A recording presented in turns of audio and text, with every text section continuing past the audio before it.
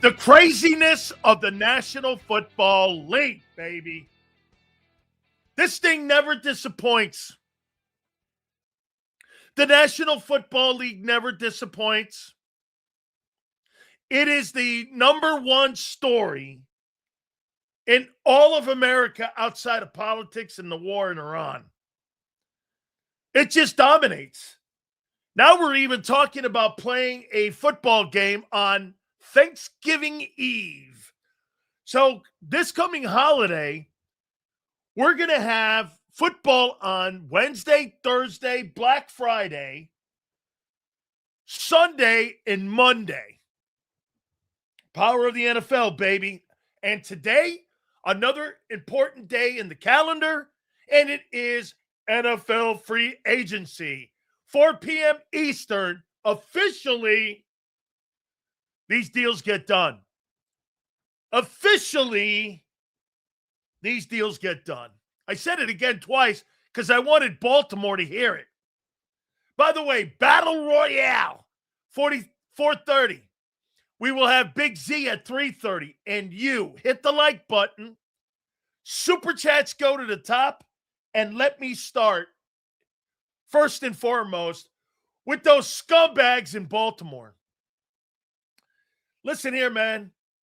If you're telling me that your concerns over Max Crosby are over a meniscus injury, you reneged on the deal. Meniscus injuries are commonplace in the NFL. It's maintenance surgery. You knew he got it in January. You got the medicals before you even made the deal. Nowadays, most players don't even travel to take a physical. They went through the entire charade of flying him in just so they can have buyer's remorse and renege on the deal. This is total reneging on the deal. And the problem that I have with it, it's not so much that they didn't want to go through with it, is that what you did to the Raiders was you devalued their property by saying he had injuries. Most NFL teams right now don't give a shit about that meniscus injury. He's a better player than Trey Hendrickson. And the Ravens signed a guy at a cheaper price. They keep their 2-1s. That's what they went with.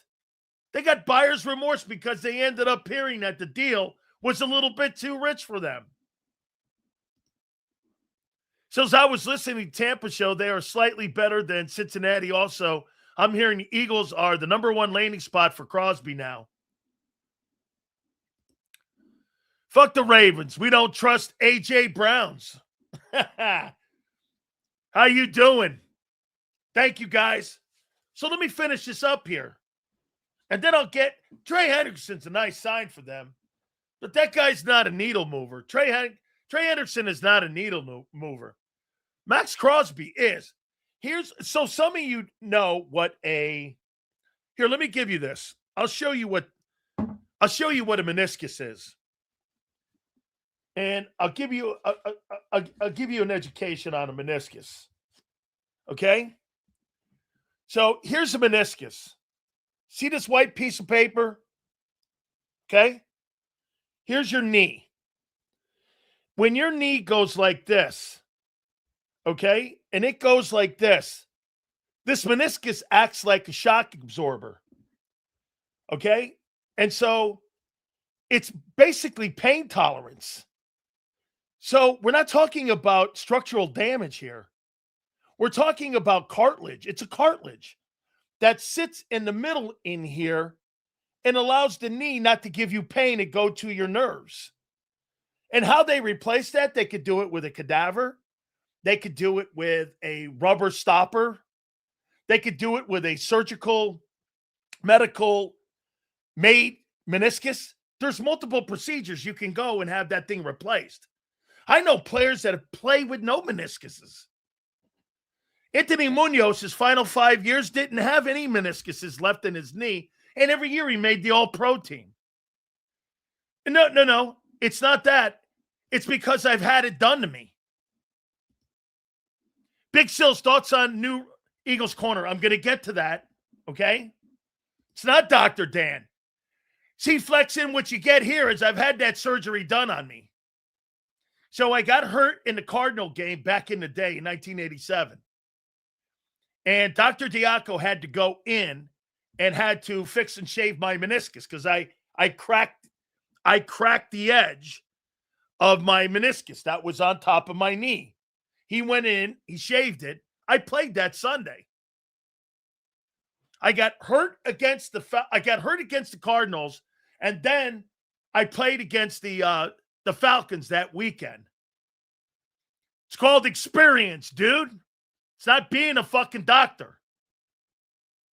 It's called having it happen to you. That's one of the things that we love about our show. You guys talk about shit like that. I have had it happen. Can't see it's a joke? It's all good, dude. I'm not upset. Okay, I'm not upset. Phoenix Cardinals? Actually, no.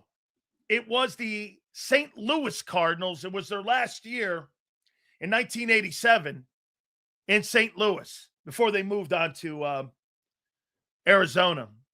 So here, let me go here. I don't have one problem going after Max Crosby if you're the Philadelphia Eagles. Here's the difference. I'm not giving you any ones. Here's a 2 and a 3. Because remember something, the Raiders right now, by the way, every single time you post something on the internet or the X account, you got fucking Einsteins out there that think they know what the fuck they're talking about. I said that was going to affect the Raiders in their salary cap. And people were like, the Raiders have already said they're going to commit to every deal like Tyler Linderbaum and Kobe. That's not the point. What you have to do now is, because you have to take that contract back on of Max Crosby's, that means you got to restructure contracts with current players on your team. And that means you got to give money to players that you hadn't prepared to give to, because you have to restructure money to make room for them dudes. I mean, you still have a draft that you're going to need $18.5 million. People don't get it. It's not about whether or not they're going to renege. It's going to be whether or not they have to restructure players they don't want to restructure with. Okay? You're damn right it is, because people are dumbasses. And they could be Henry Heroes over there on X. Think that, oh yeah, you're this, you're that. And I'm like this, whatever, guy. You come to my page. I don't go to your page. I love the people that go like this. Sileo's got a burner account. Xander would love to give you guys an education on how uneducated I am when it comes to technology. You fucking have no idea how bad I am at it. I mean, you have zero idea. I'm like, I don't even know what some of you guys are talking about sometimes. When it comes, I get this. I didn't even know what a masthead was. Or my header, or whatever he called it. Right? I got a really cool picture up there right now, by the way. Okay, so I don't even know what he was calling that. I'm like, okay, great. Why the Ravens go for Crosby if they were going to sign Hendrickson all along? I don't believe they were going to sign Hendrickson all along. I don't believe that. I think they got really buyer's remorse. Adam Schefter put the JC rumors to sleep. It was a bunch of ex-clowns spreading misinformation. I'm starting to believe Schefter more and more. Seals would be better than Roseman. I don't think so. You can't trust Sills. Yep. Because guess why? You can trust Prince. Does it seem suspicious how quickly they turned and locked up Hendrickson? No. What I think happened was, I think they had the entire weekend. And then I think they just decided, like on a Saturday or Sunday, I think they went like this. Let's get a deal done with this guy. The Buccaneers, Eagles were all in on that. But the Bucs were only in for 2 years. They wanted a short-term deal. The Eagles came in late. The Colts were close. But it came up that the Ravens, they had to overpay. They had to. All right, I'm going to get to your guy here in a minute. So, by the way, this really fucked the Cowboys. The Cowboys landed on Rashawn Gary. They wanted to land on Max Crosby. They completely got hosed in this. Now, the Raiders said they were going to sign both Max Crosby and Trey Hendrickson. Who are they fooling? Absolutely. By the way, if I were the Cowboys, I'd get back in this. Have Rashawn Gary and Max Crosby on your defense and have Quinn Williams and the other guy sitting in the middle. They'd have the best front four in the East. Can't punish him, Sig. They didn't do anything wrong. 4 o'clock today. The deal's, it's just bad faith. They theoretically didn't do anything wrong. They did not. But again, for an organization that had great reputation and a great history of doing great deals with Ozzie Newsome, as far as I'm concerned, Eric DeCosta took a hit in the head today. Hated to see Phillips go.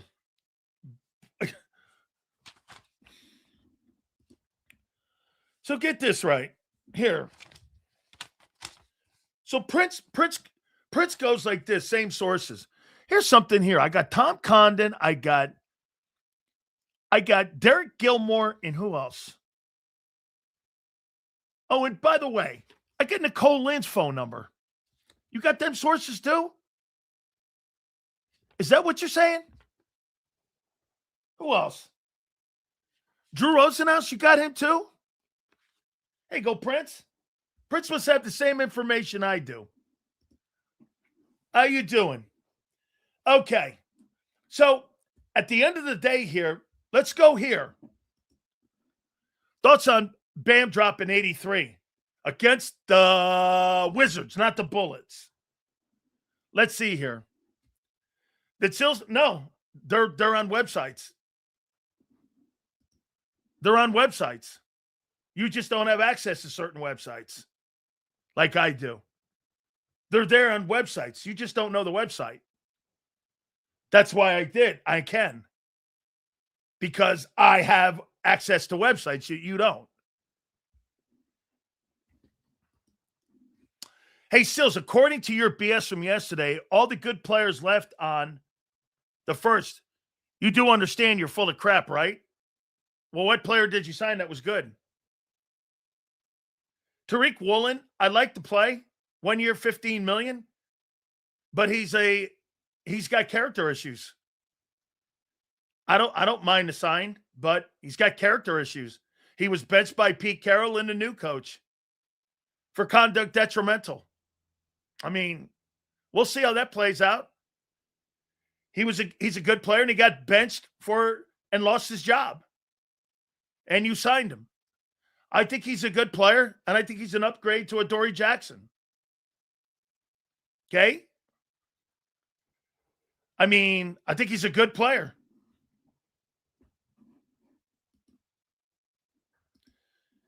He also doesn't tackle. He's not a very good tackler, but he's an upgrade. I don't mind the sign. I said it on X. I think he's a good sign. Lost his job. Was benched twice because of character issues. I mean, I don't have a problem with that. But you got rid of Gardner Johnson for a guy who basically had the same problems. Okay. Woolen on a prove-it deal, he will play the best to get more money. Well, how come he didn't do that with the Super Bowl champions then, Sean? How come the Seahawks, he didn't stay with the Seahawks? Of course you think it's a great sign, Jason. A guy who was benched twice for bad conduct and can't tackle. I'm sure you do. But by the way, like I said, $15 million, I don't have a problem with that. It's an upgrade. And yeah, it's okay. I like to play. He's not great. Sills, should the Eagles move up to draft Sonny Styles, top-notch linebacker? You don't need any linebackers, dude. You need an edge guy. Sills, Ravens screwed themselves. Teams will not want to deal with them. That's ridiculous. Mr. Hill, somebody came to you and said, I'm going to give you 2 number ones or a number one for a respected player.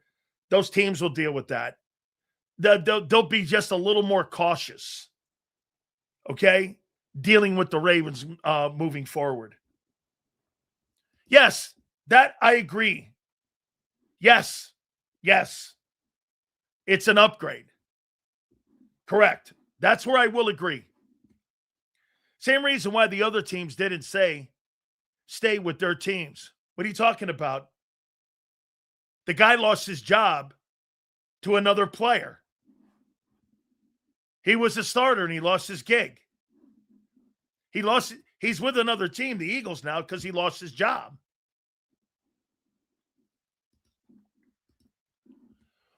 Sills Woolen almost cost the Seahawks from the Super Bowl by letting a flag by taunting. Yeah, he was the guy that was in that taunting play. Absolutely.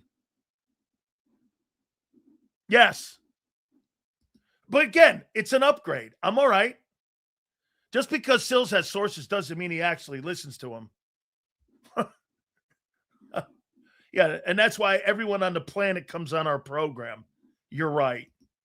Because we fuck with people that we've known for 35 years. Okay, so like when the general manager of like the Chargers or the Steelers or head coaches come on our program, those aren't sources, right? Okay, you're right, I guess. Seahawks Woolen was fined by the NFL for critical fourth quarter taunting penalty against the Rams in the 26th NFC title game. The penalty occurring after a key pass breakup. Yeah, and also, too, he got benched by Carroll. Gary has been a dude since getting drafted. They should have just re-signed Clowney. Better player. Clowney's not a better player than Rashawn Gary. Based on what? Clowney's been the most overrated player on the planet. How could a guy be the number one overall pick in the NFL draft and never have a double-digit sack season?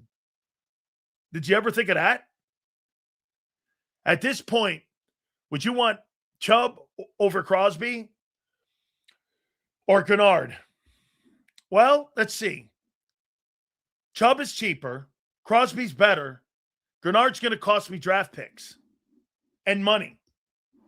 So if I had to, Crosby's the better player of those three guys you just mentioned. Will Bain's arm length drop him maybe to the Eagles because maybe they can move up? They have plenty of picks. I don't think it's going to drop him out of the top 10. I still think he's going to be in the top 10. Gardner Johnson, same shit, different position. Yes. The guy's got character issues. However, you don't win championships with choir boys, and I've said that to you. I'm all right with that. I don't mind assholes on my team. But I mind assholes that cost me games. Okay, so I don't mind it. And I'm sure he'll play good with Vic.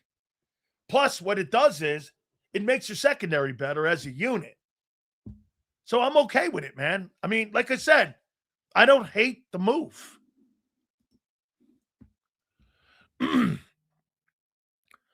Ricky Scoops got cooked.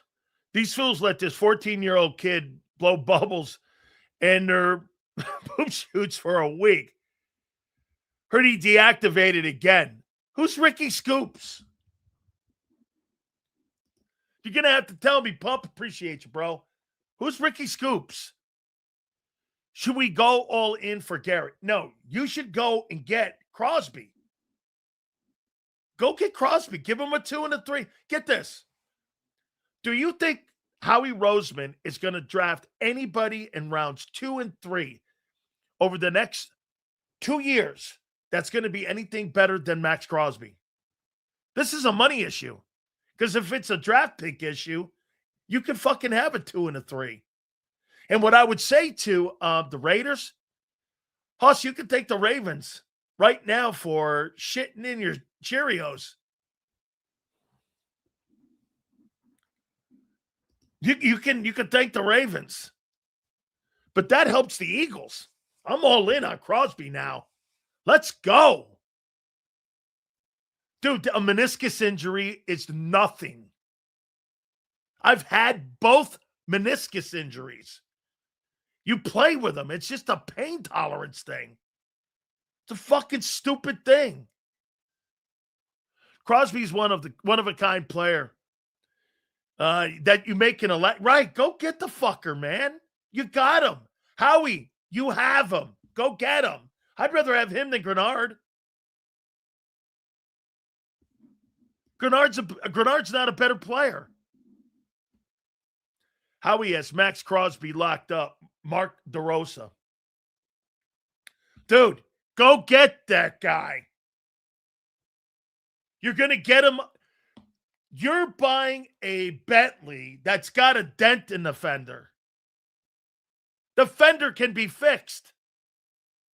This is not an engine problem. Or this is not like a suspension problem with a knee. Go get the guy. Had to get Crosby. What happens if Carter doesn't work out? You have to unload him next year. At least you have a DE that can play. So how would you trade for Crosby?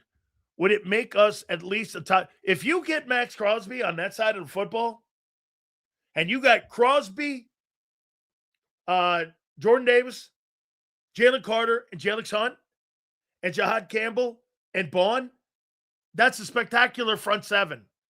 And with the kid that you signed in Seattle, your fucking defense is back in business. It's back in business. Yeah, it's a 10-plus win team.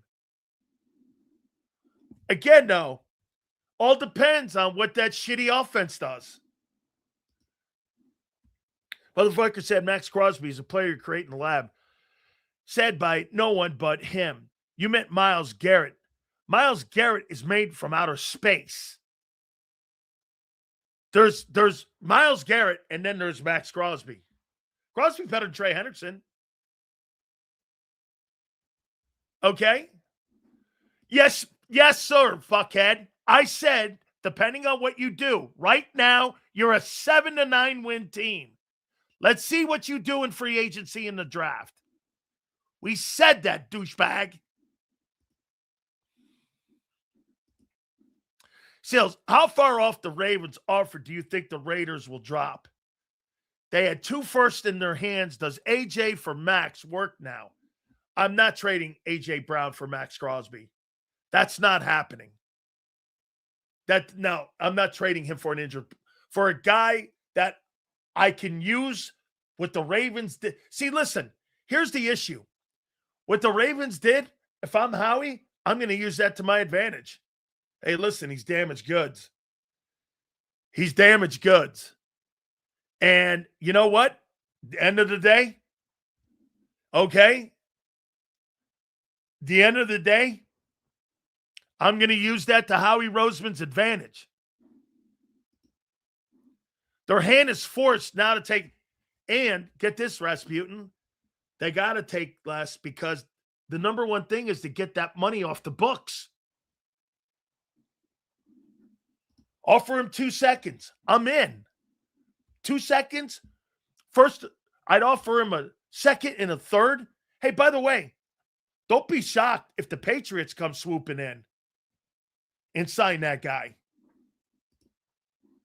Word is Brady doesn't want to send him to New England. Eagles sign Mutton, a blocking tight end in Calcaterra. Do you think we'll have any news on Goddard by today? We still need a number 1. Goddard's gone. Goddard's gone. They signed a blocking tight end, and they got a pass catcher. Goddard, I'd have to think, is gone. Probably looking for multiple years, and no one's willing to offer multiple years. They're willing to offer him like a Woolen deal. 1 year, $7 million. That's not what he's looking for. The Dallas Goddard market's not very good. But why would I come back to a team that made me take a $5 million pay cut? If I'm going to go somewhere, I'm going to go somewhere else because they devalued me. And as I said, a lot of teams right now look at the draft, and it's a pretty deep draft at tight ends. Well, if you're using the all-in strategy, I'm good with that. Go get Garrett. You're not getting Garrett unless you give up 2 ones. And nobody said the Browns were shopping him. No way bring Goddard back. They would squabble $2 to $4 million if they could have gotten that $20 million cap hit off the books. Correct. They would have brought him back, less money, and instead they still got dead cap money with Goddard on the books. He'd be an Eagle right now. Yeah, so does your mom. She says, how much you giving up for Crosby? 2 and a 3. Raiders are going to go, that's not enough. Okay, I like what somebody said earlier. I'll give you 2 2s. I'll give you 2 2s. Talk about a bad look for the Ravens. They clearly just got cold. Absolutely. Absolutely they got cold. They got cold feet. They reneged on the deal. Somebody made a good deal. Somebody made a good deal. A good faith. Prince gets it. Good for you, Prince. Jalen Carter showed up to Jordan Davis' press conference. That's dope. Davis is moving like a leader. I like that. I do, Prince. These 2 dudes are in it together. I like that. I do. Good for him, man. Nolan Smith and a 2 for Crosby. Not bad. I'm not bad. You give the impression of a former number 1 and you give a 2. How about this one, Marsh? If Max Crosby plays over 800 snaps, that 2 turns into a conditional 1. And if you get 800 snaps out of Crosby, you're going to get a Pro Bowler. That's not bad, Marsh. But I think if you want to get the deal done. Now remember, there's something else here, Marsh, that I would throw in that. The Eagles have to pick up the $35 million. I'm trying to get Spytech. I'm trying to get Spytech to text me back. He's a former Buck executive too. So I'm trying to get some information back on what they're going to accept for Crosby, because I think the Eagles are in on this. Let me get hold on, guys. I gotta go to John Spytech here. Hold on. See, he worked John Spytech. Do you know who he is, guys? John Spytech was the true architect at convincing Brady to play in Tampa. And Jason Light had John Spytech. Do you guys know what the relationship with John Spytech and Tom Brady is? Does anybody know? Does anybody know the connection with Brady and John Spytech, the general manager of the Raiders? Anybody know? Not just the fact that he was an executive with the Buccaneers. Do you guys know what his relationship is? I happen to know John Spytech very well. Correct. He played with Brady at Michigan. And he was at Michigan with Tom Brady. Now he's the general manager of the Raiders. And he was a senior executive that was instrumental at getting Brady to play in Tampa. It was Spytech that convinced Brady to play in Tampa, not Jason Light. Okay? Not Jason Light. It was John Spytech that did that. So there's your connection. And John Spytech wants still, he think, they're not going to get to 2 1s. I think the Eagles are in right now on this deal. I'm telling you. Lonzo Highsmith's telling me the Eagles are all in on trying to get Crosby. I can't figure out who the other team is. I think it's Washington that's also in on this. I was the Raiders. I'd call the Cowboys again for a first and 26 and a second and 27. Only thing difference is first not a 12th pick this time. And Ozzy's off the deal. Yeah, I'm not. If I were the Cowboys, I might give a one-up, and I would totally come back in with a second rounder. Let me tell you something. You have Rashawn Gary and you have Max Crosby on your D-line. You got a better D-line than the Eagles.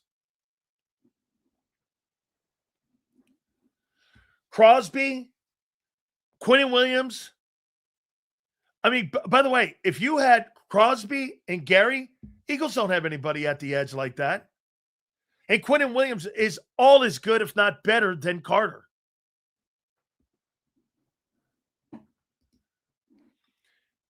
Crosby going to play possessed after this BS. Oh, my God, you're going to get a motivated guy. I mean, Giants front is pretty good. No secondary and linebackers. You're pretty correct. He hasn't. Let me check. Let me double check. I'm going to check the let's see here. This is so funny. Hey, Xander, you got to go over to my X account. People actually think I have a burner account. I don't even know how to make one. I just found out what that was a year ago. Remember when T.O. was supposed to go to Baltimore, then the deal got nixed and T.O. got traded to where? Philly. Like it, Taylor. Sills, yes. Hey, by the way, I want to do one more thing here. Look, I'm still on the front page here. Dude, your Tariq Woolen kid from Seattle, I think it's a decent sign, man. I'm in on it. I don't have a problem with it. $15 million. It's not much of a it's like 10 to 12 million base. I mean, is it an upgrade? Does it make you better? Yeah, I think it does. My only problem is that he has too many inconsistencies a little bit, but he's better than what you have back there now. I still might keep Adoree Jackson. Okay? Let's see here. Seals, you're old, but you're not that old. That's what your mom said. Let's see. Ravens GM Eric DeCosta lied to the Eagles before trading them with Jair Alexander, saying there was nothing wrong with him. Alexander spent – that's a great pull. That's a great pull, Habs. This is the second shitty deal that's gone sideways that DeCosta's made. I like that. Good pull. You're right. Okay? Secondary better. Linebacker questions. I don't think you have any linebacker questions. D-line, I think you need an edge, and I think you need depth on the defense. Hey, listen, intern, if you added Max Crosby and what you did with the Seattle guy, it marries those two together. And it's a pretty good-looking unit. I won't lie. That's a good-looking unit. Gary, no sacks in like 10 straight games this year. Funny, he ended up with 8.5. Nolan Smith, second pick and a 27 second with the potential to turn. The Raiders want picks this year. Not trading Max Crosby for future shit. They want return on investment right now. Burrow is happy. He doesn't have to play Max, Garrett, and TJ Watt twice a year. Spytek been around a minute, dude. Was a college scout for Cleveland. Yeah, that was back when they were bringing in some pretty good talent there, too, when John Dorsey was running that place. John Dorsey's one of the better talent evaluators in the NFL. He's a heck of a talent evaluator. He's the guy that got Patrick Mahomes to Kansas City. So I think in Bay Steed, they could put Coop and safety put Howie needs to sign a veteran to help Makuba. They only play base 15% of the time. Yeah. That's why the extension to Jordan Davis at $26 million. They're in base 15% of the time, and the guy's never really on the field on third down. You gave that guy $26 million? Wow. I mean, that's a shitload of money, bro. I mean, that's a lot of money for a guy who you're pulling off the field on third down. You don't trade AJ now unless you get a haul, especially if you get Crosby. You're much better with both on the team. Yes. Okay? Sills, any insight on Mike Pellegrino and his ability to handle problem children? If he can handle personality, CJ Woolen could fill out the back end nicely. Yeah. Like I said, I don't have a problem with that. Max Crosby is, who said that?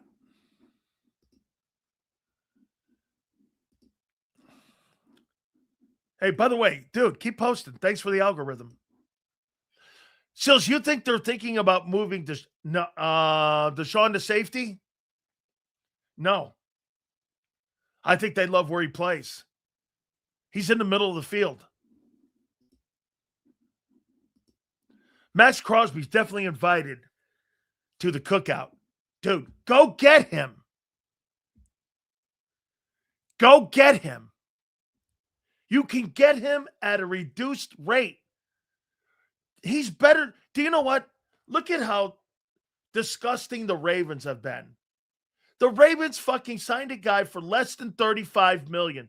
Really less than 30. Do you know that, get this, as an annual, Trey Hendrickson makes less than Jalen Phillips now? Do you know that? His base salary, he makes less than 30. Jalen Phillips got a better deal. Okay?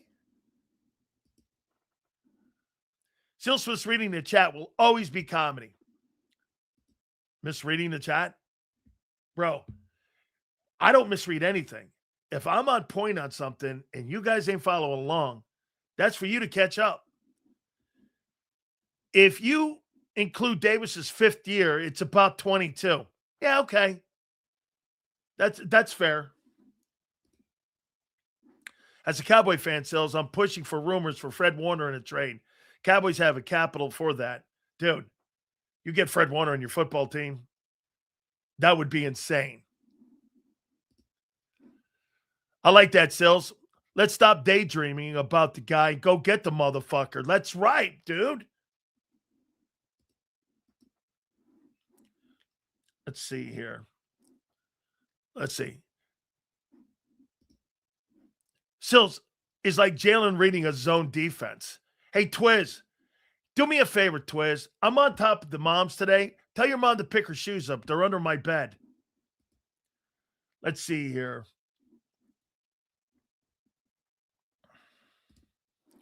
Davis is really 4 years, 80 million, 20 annual, but it's 22. It's more like 22.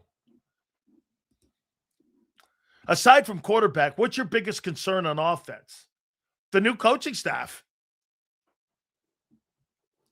Absolutely, the new coaching staff is my problem. Max Crosby. They renege on the deal because of meniscus, which means this. There's no problem with the guy. The guy had surgery in January. Everyone knew it. Do you remember? Here. Well, how did the Raiders even fade? How did the Raiders do this? How did the Raiders put this out there? Max Crosby, minor surgery. And it is minor surgery. January. How did they put that out? Yeah, listen to this. Raiders pass rusher Max Crosby underwent minor surgery in early January of 26 to repair a torn meniscus in his left knee, an injury he played through for the last 2 months. Originally expected to be a quick trim, the procedure was repaired and resulted in 2 to 4 month recovery time. Then that's what the Raiders and everybody knew that. So what the Ravens did, they used it as an excuse to bail. Get Crosby. I don't care what it takes. We will probably end up in Chicago. That wouldn't shock me. Okay? Hey, get this. Damaged goods? Dude, Jalen Phillips is more damaged goods than Max Crosby. He's had more major injuries than him. Nakobe Dean is fucking Nakobe Dean is damaged goods. Nolan Smith is damaged goods. Those guys are damaged goods. Sills, what do you think about Woolen pickup? I like it, man. A little bit of a character issue. He got beat out. I think he's a good player. He's an upgrade. I think he makes you better. I think all those things are true. 15 million. It's not really 15. It's up to 15. It's about 12 million. I don't know. It's a better Bradbury sign. Hey, he makes you better. It's not an Hoss. He lost his job. He said he's on top of your mom. File a complaint. You're witness this here, bro. Yeah, thanks. Way to go, bro. Yeah, you know what? You know what Prince is? Prince is like the Ravens. Here you go, right here. This is what you call backstabbing.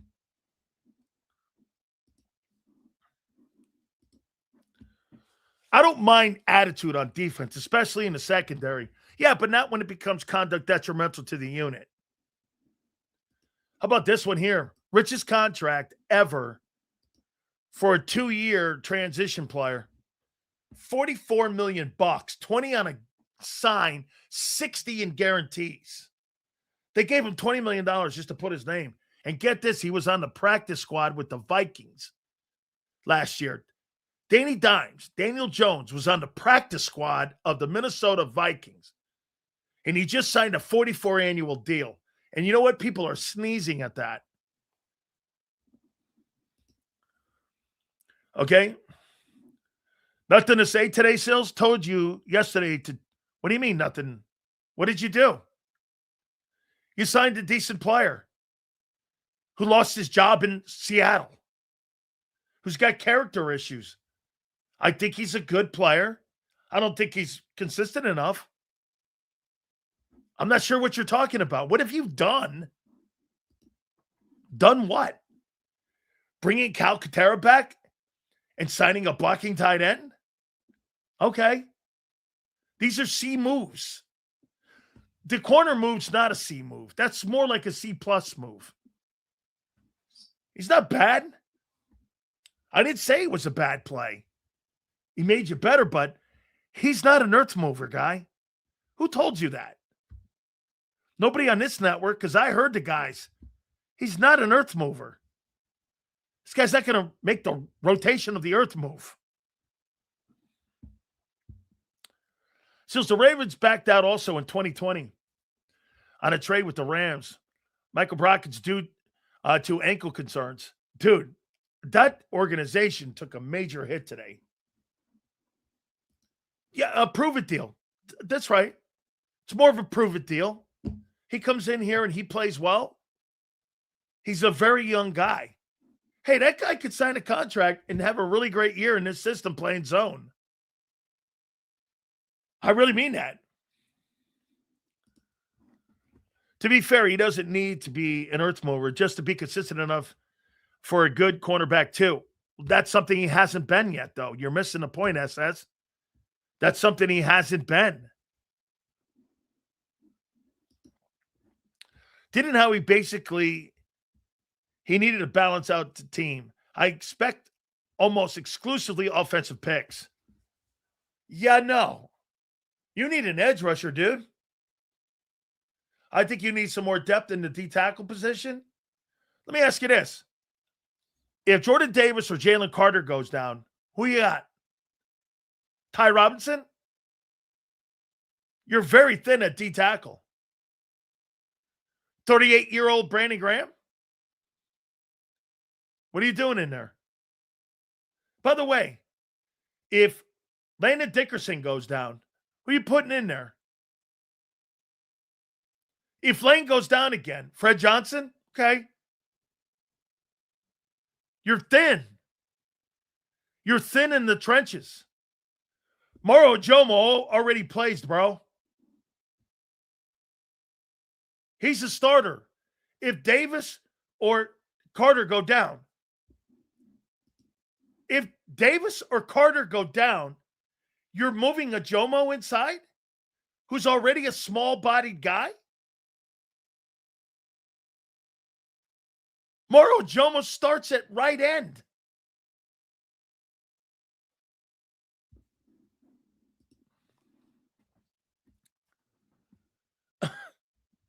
No.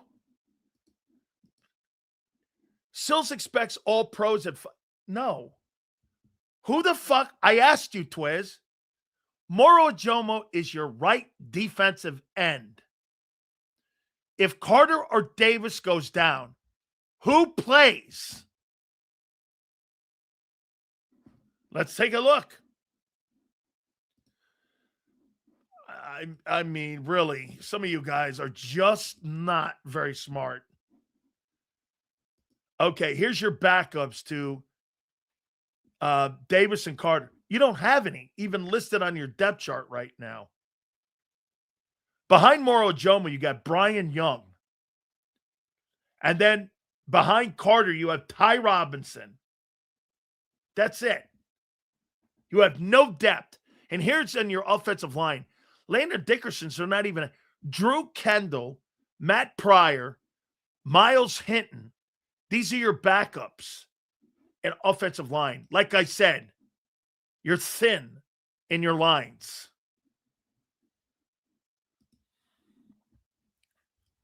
You think you're not going to get an edge rusher? Take a chill pill, man. You think we're not going to get an edge rusher? No, I don't. Last year, you told me you had edge rushers and Aziza Ojalara and Joshua Uche. All of you guys told me those were home run hits. I'm like, those guys are stiffs. And Aziza Ojalara. Aziza Ojalara. Hell, I haven't even gotten over here yet. How you doing? Aziza Ojalara. Shit, man, if you listen to what's his name? Aziza Ojalara. Like it. By the way,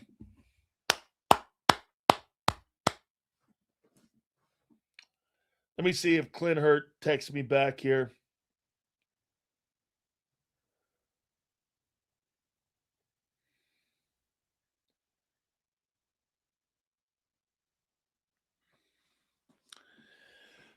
Congratulations, Clint. Appreciate you watching the show. Very happy for you as being named associate head football coach. And by the way, that's the reason he did not take the Dolphins DC job, is because they elevated him, as I told you they would do. So now the only way that they can take Clint Hurt away because he's under contract is what? Him being offered a head coaching job or him being offered a DC job. You can't make lateral moves. Like, you can't go poach him now as a position coach. You have to offer him the defensive coordinating job somewhere else. That's not a lateral move because he's not a lateral. He's not a defensive coordinator. So with that distinction, it pigeonholes it to where he only gets a DC job in the next 2 years, or he don't get any job and he's still there. That's why when Vic stays, he's the heir apparent. The new defensive coordinator in the 2027 season, if Vic steps down, is Clint Hurt. That is signed, sealed, and delivered with that title that they gave him. He's going to get the first opportunity to become the defensive coordinator in 27. And he'll be the defensive coordinator for the Eagles. And I would have to think that he was instrumental in Jordan Davis getting that extension. And now I would be even more. Now get this. I'm gonna Carter getting that extension now looks pretty good now. Maybe this year sometime. Because if Clint Hurt is going to be the defensive coordinator next year, he's not letting Jalen Carter leave. That's not happening. Okay? And you could shut that shit down now. Him being dealt. Unless this guy goes like Chernobyl and has a complete meltdown, that guy's not going anywhere. So, and I do believe Clint Hurt is now your D coordinator in 27. And the impact that he's made over those two D linemen, over what Tracy Rocker did, and I love Tracy Rocker. Tracy, both these guys, I mean, I love Clint, love Tracy. Tracy's a former teammate of mine. I think he's the Texans' head defensive line coach now. By the way, great job by him down there. I told him. Is Tracy Rocker the D-line coach in Houston? By the way, how good do you think that D-line is? They had the top defense in pro football last year. I think Tracy, I don't think he left. There was thoughts of him leaving. Oh, he's with the Titans. He's coaching the Titans D-line right now. So he did leave that and went to Tennessee. So teams pull out of trades like the Ravens did. No. Not with that much equity out there too when you're talking 2-1s. Why is defensive coordinator so much easier to handle than an OC?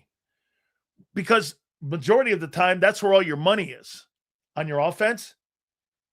And usually the head football coach is involved with play calling. Most of the time, the head coach is not involved with the defensive play calling. Look at Nick. Nick's got nothing to do with Vic. Vic makes all the calls. Vic makes all the player assignments. Vic makes all the schemes. Vic comes up with the game plan. You got too many roosters in the hen house over an offense. That's your problem. You got Nick. You got a passing coordinator. There's no clarity. That's what I would think is frustrating for Jalen Hurts. There's no clarity over there. Got Nick. You got Kellen. You got Kevin Patullo. You got Jeff. Now you got this guy, Chris Cooper. Now you got this guy, Sean Minion. You got too many fucking guys in the building making decisions on what you should do on one play. Vic over on the defensive side is this. Hey, we're going to run this. Let's go. Nobody's telling him what to run.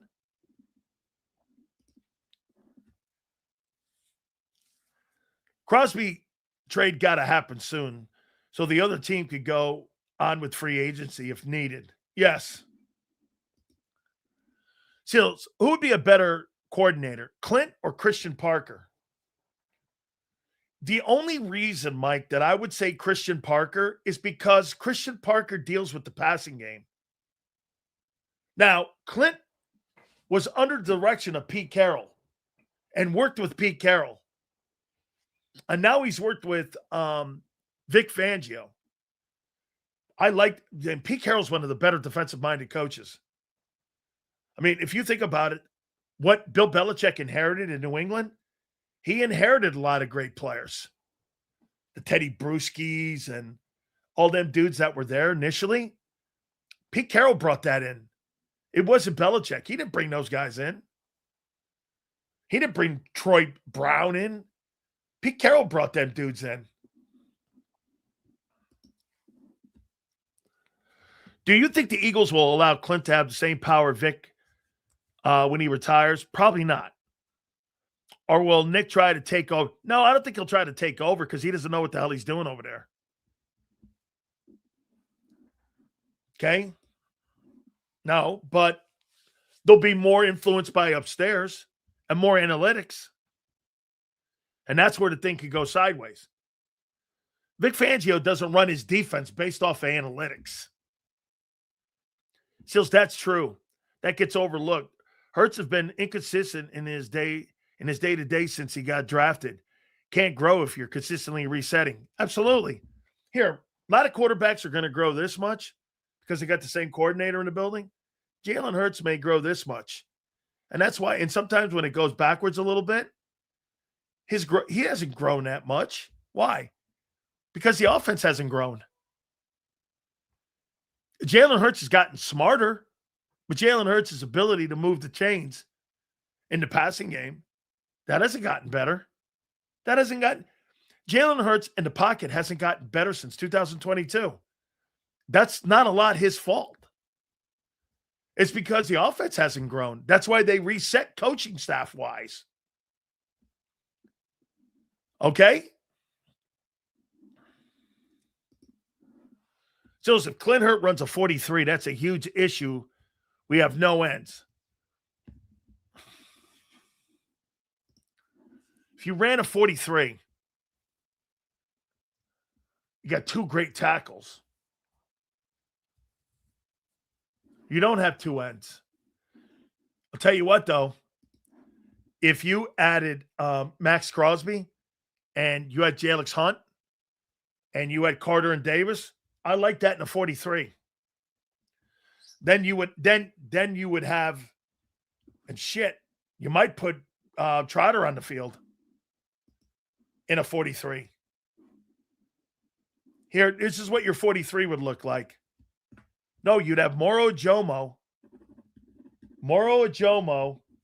Max Crosby as your two ends.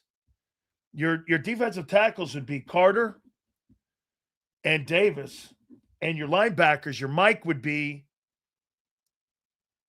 Jahad Campbell, Bond, and Trotter. That's not a bad front seven.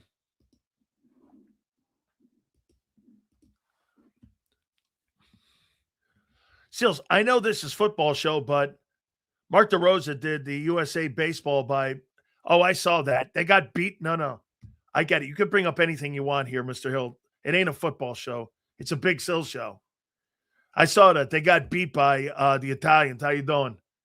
And now they got to figure out what happens tonight between Mexico and Italy. And if Mexico wins by more than 5 runs, Team USA's out. How you doing? I guaranteed Clint helped getting Woolen cells. He was a Pro Bowler under his defense in Seattle. Yeah. That, by the way, it's a great take by you. He probably told Howie, yeah, I got this guy. Yeah. Clint probably, it's a great take. I hadn't thought that, but you're right. Clint probably told him, listen, if you're just honest with the guy, probably had a conversation with him and put those character concerns away. It's a great take. Nope, they did not. I thought they clinched before the game yesterday. Just brutal. Yeah, no. The manager, just gave it an afterthought that they were going to beat Italy. And they got beat 8-6. He couldn't re-sign Jalen Carter, and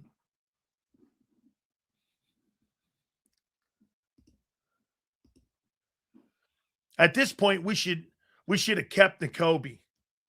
Not at 12, 13 million, man. You're not putting, so you're going to put a first round guy on the bench again for a second year. You're not putting JAKIB Campbell on the bench. Do you understand why Nakobe Dean's not here? There's two reasons: injuries and JAKIB Campbell. You're not putting a first-round guy. That means you'd have two first-rounders on the bench, Nolan Smith and JAKIB Campbell. How we can't have that? You can't have that.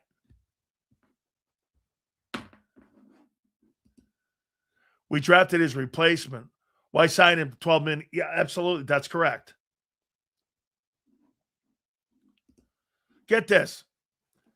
Yesterday, you were bagging Campbell being benched. That's not what I said. I said he was benched because Nakobe Dean came in and Vic thought he was a better player. That's not bagging on him. And I even said I didn't think he played bad. But Vic went with the better player. If you think that's bagging on somebody, nobody would ever be able to coach you, guy, because you're soft as britches, man. This guy's tissue paper here. Holy shit. If you think that's bagging on somebody, you've never been in a huddle in your life, have you, kid? I think the only huddle you've ever been in is one of those like smear the dude. Wait. Smear the AZG crowd. Oh my God. Oh shit. Hold on. I need to take a hit here. I don't. Smear the Sue.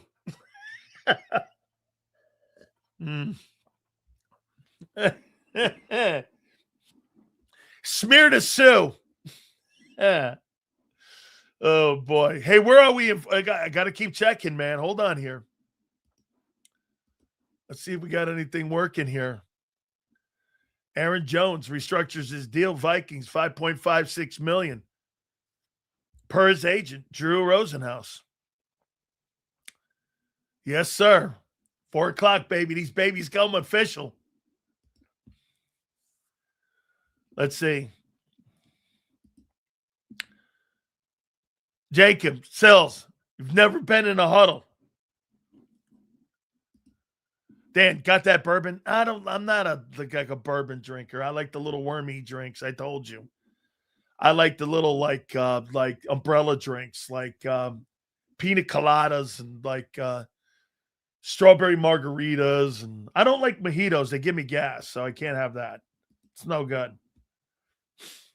Do you think Jalen's trajectory will be like Russell Wilson?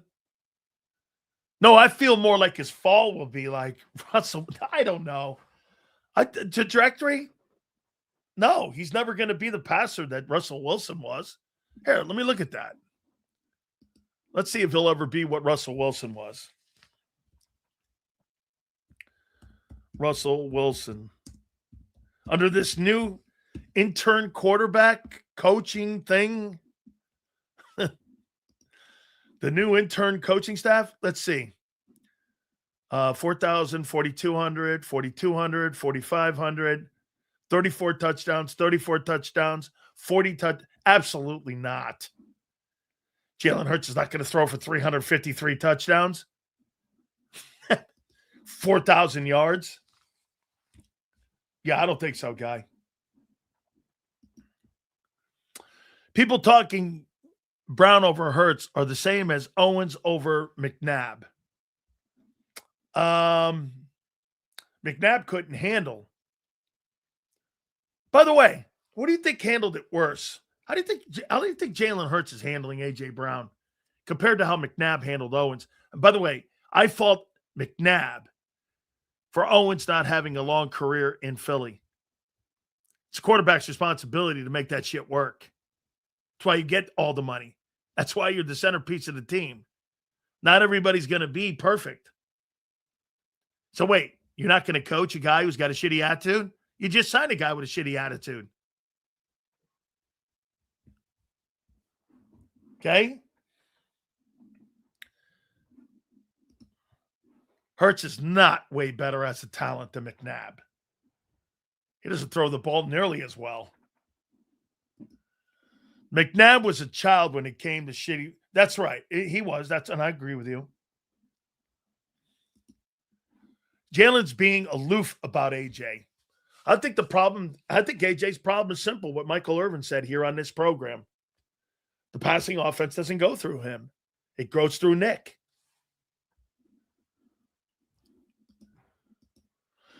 Why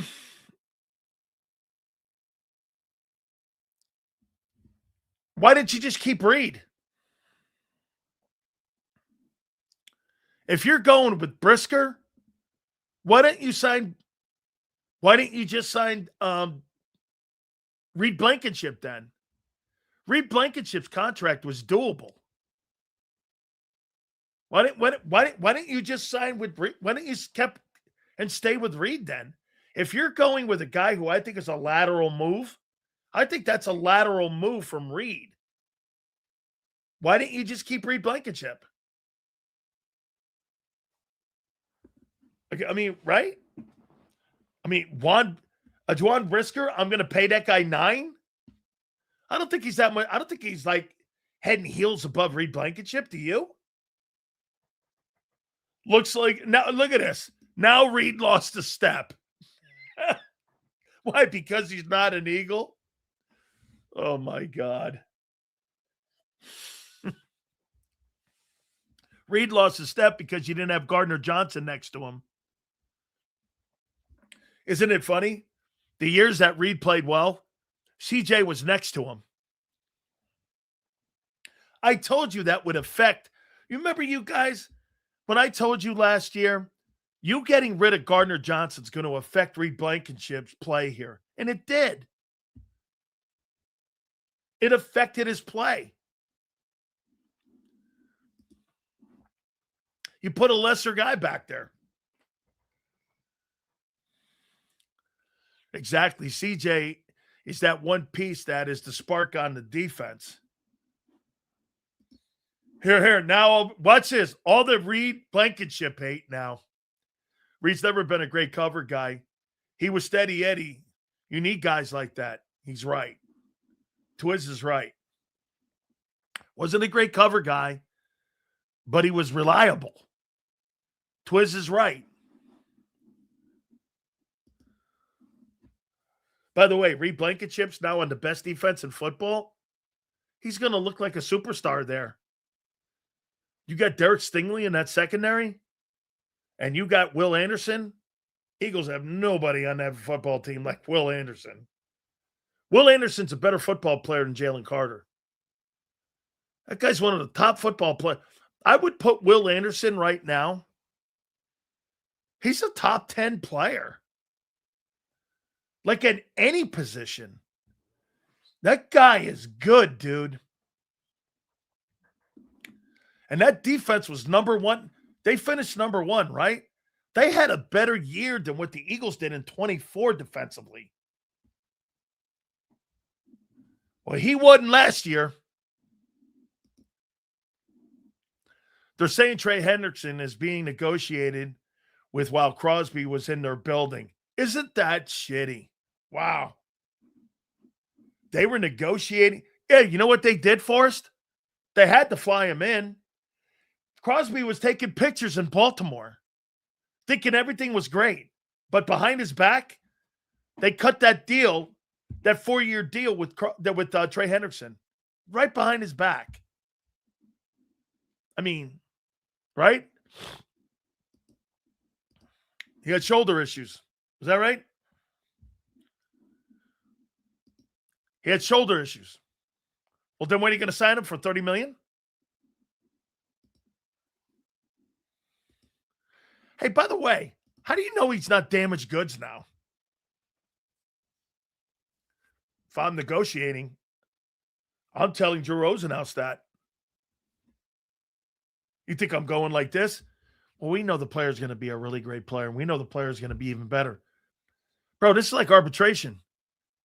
You're trying to get the advantage on the other guy. You're not going to blow him up how good he is.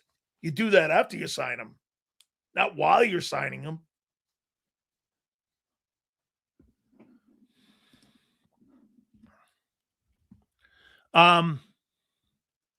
Seals, have you ever heard of teams keep deals quiet until 4 p.m. Or is the NFL insider landscape making it impossible to do that? Dude, almost every single deal that now has been out there is going to be official coming up here in what, an hour? Less than an hour? 45 minutes? Those deals, and the new year begins. No, I don't. No, I don't. I don't believe that that meniscus injuries are damaged goods. He doesn't have a knee injury. This is like maintenance. This shit happens to everybody. Here, watch this. Let me go on the NFLPA thing here.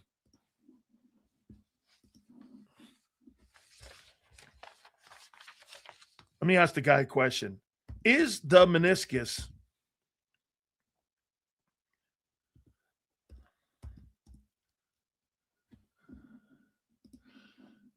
let me because I want to ask the NFLPA guy.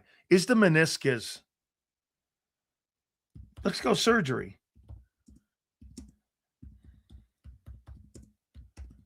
This thing is great that we now have with the players. Get this, meniscus surgery is generally considered a safe practice. It's effective outpatient arthroscopic procedure rather than a high dangerous one, with complication rates being below 1%. There's 1% chance that this is serious.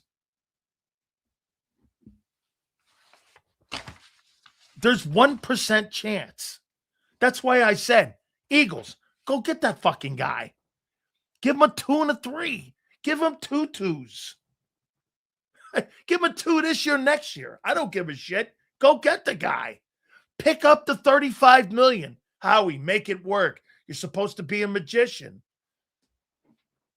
Make it work. Go get him. Hey, I'm going to put this out there to you. This would be like stealing in broad daylight, like a diamond out of the front window, and the owner of the place doesn't care. You just walk in and steal it. You could steal this guy from the Raiders. They want you to. They want that money off the books. They don't want it on the books. You know what? I wouldn't be surprised if he gets picked up before 4 o'clock. That's why I'm looking to see what Schefter's doing. Because before 4 o'clock,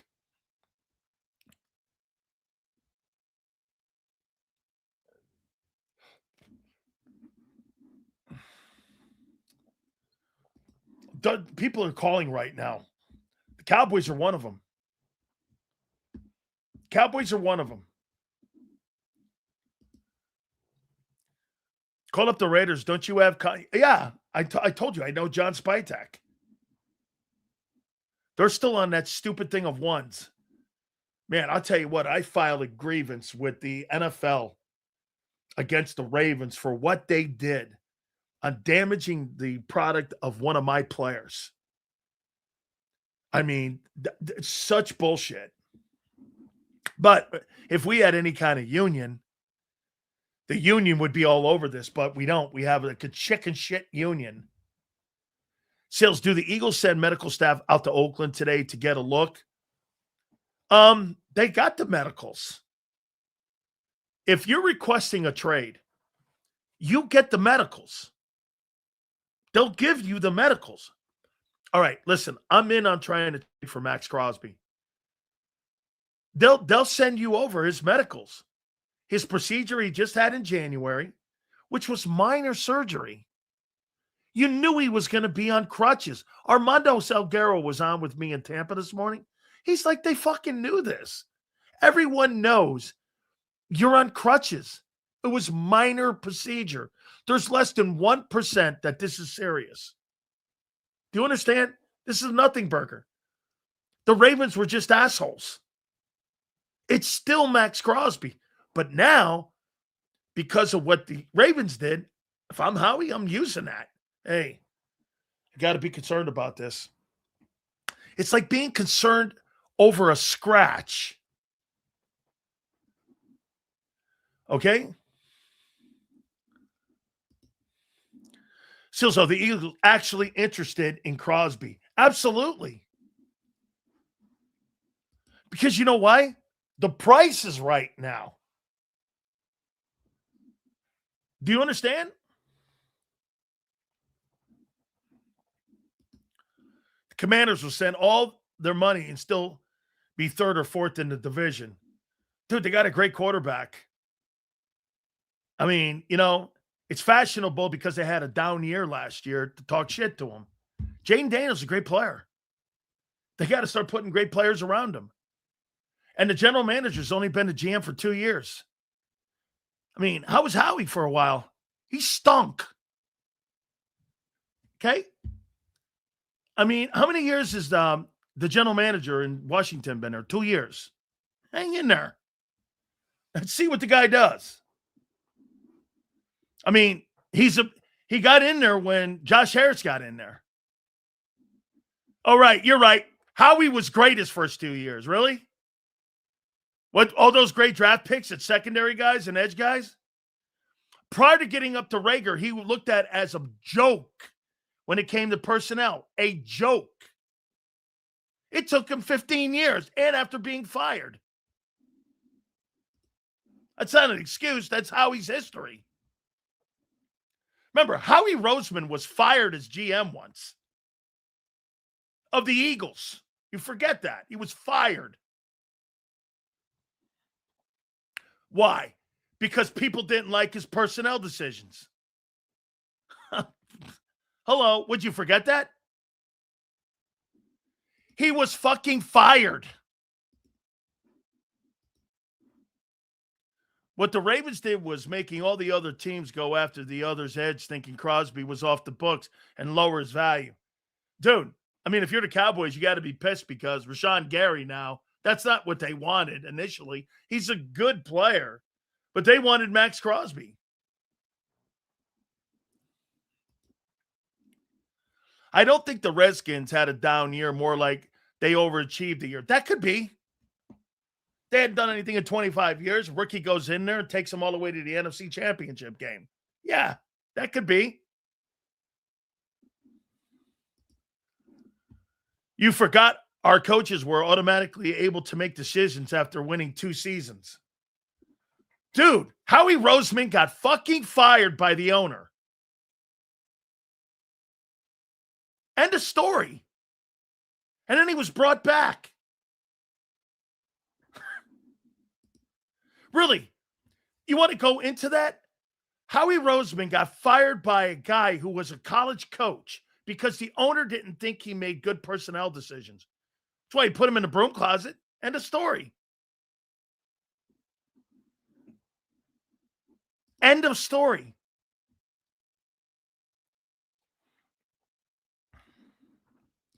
Not fired, demoted. Sure. Okay.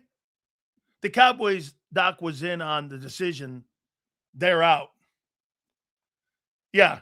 Well, I might not believe that right now until 4 o'clock. And the reason that the Cowboys are out, they just traded for Rashawn Gary. They're not going to walk back on that. Dude, if you're out on a meniscus surgery, you're making excuses. This is not a major procedure.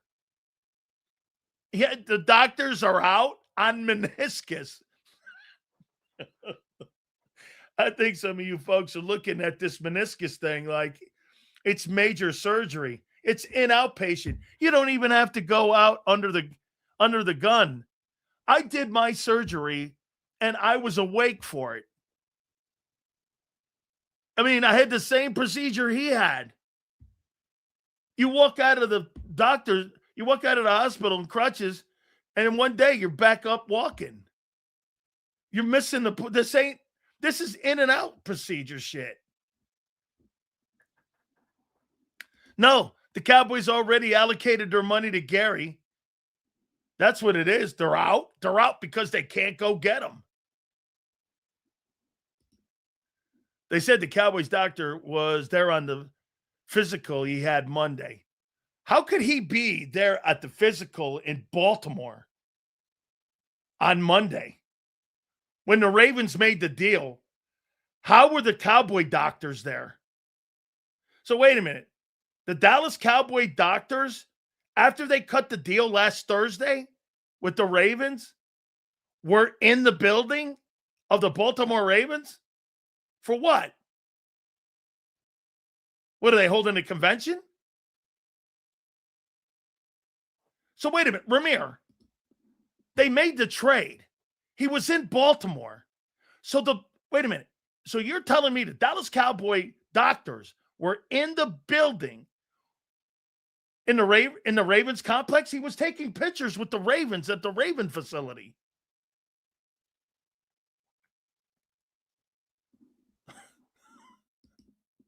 Okay. Well, I don't believe a second of that.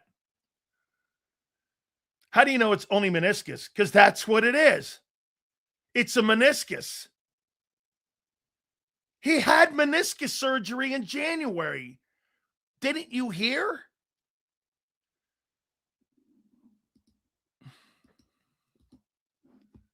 Crosby was going to play week 18, and the Raiders, he played the last month and a half of the season, okay? And they shut him down because he had a lot of pain. You can play through, you don't need your meniscuses. Oh, my God. I mean, again, why would you know? You've never had that surgery. I have. I've had it twice, actually. Who do you really think has the upper hand to get Crosby? What's your prediction where he lands? Let me see here where I think he lands. Where do I think he lands? Let's see here. I'm going to put Philly in here. I'm going to put Philly. By the way, Big Z will be with us at the bottom. And we have Battle Royale. So let me go here. I think the Patriots have to be in on this. The Bills will be in on this. Okay? Let's see. Okay, now, so Kruger, when they cut that deal last week, Dr. Cooper was in the Baltimore facility after they traded that pick. Why would the Cowboy doctor, after the deal was supposedly done, why would he be in Baltimore? Why would he be in Baltimore? Why would he be in Baltimore? They made the trade on Thursday. That's right. I got it. Hold on for a second, guys. Tell you what I'm going to do. Dr. Chow.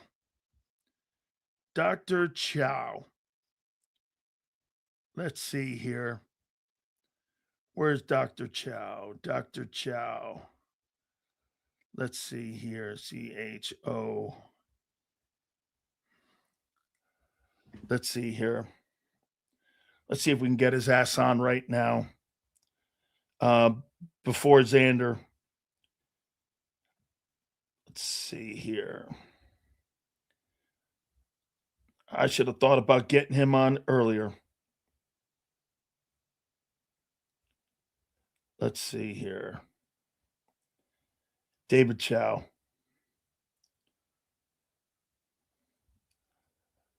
Excuse me, guys, for a second. A, B, C, D.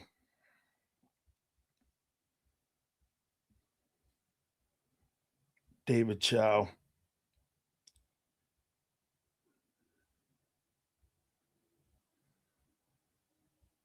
Here it is.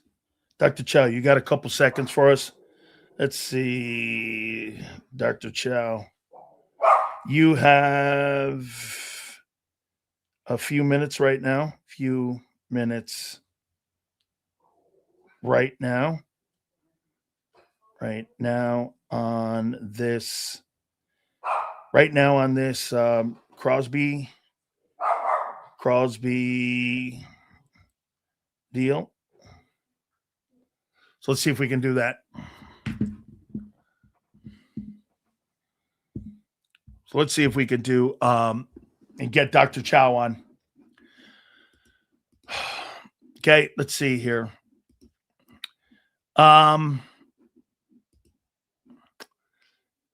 He will tell you that they very rarely operate on meniscuses any longer. Rest is the most effective. That's correct. That's what a lot of people do. Adam Schefter reported 4 doctors were examining him, and that doesn't mean he was in Baltimore. I'm not saying that they didn't have him out there because he's also the Raider guy. I'm talking about in Baltimore. You're talking 2 different things on what I'm saying.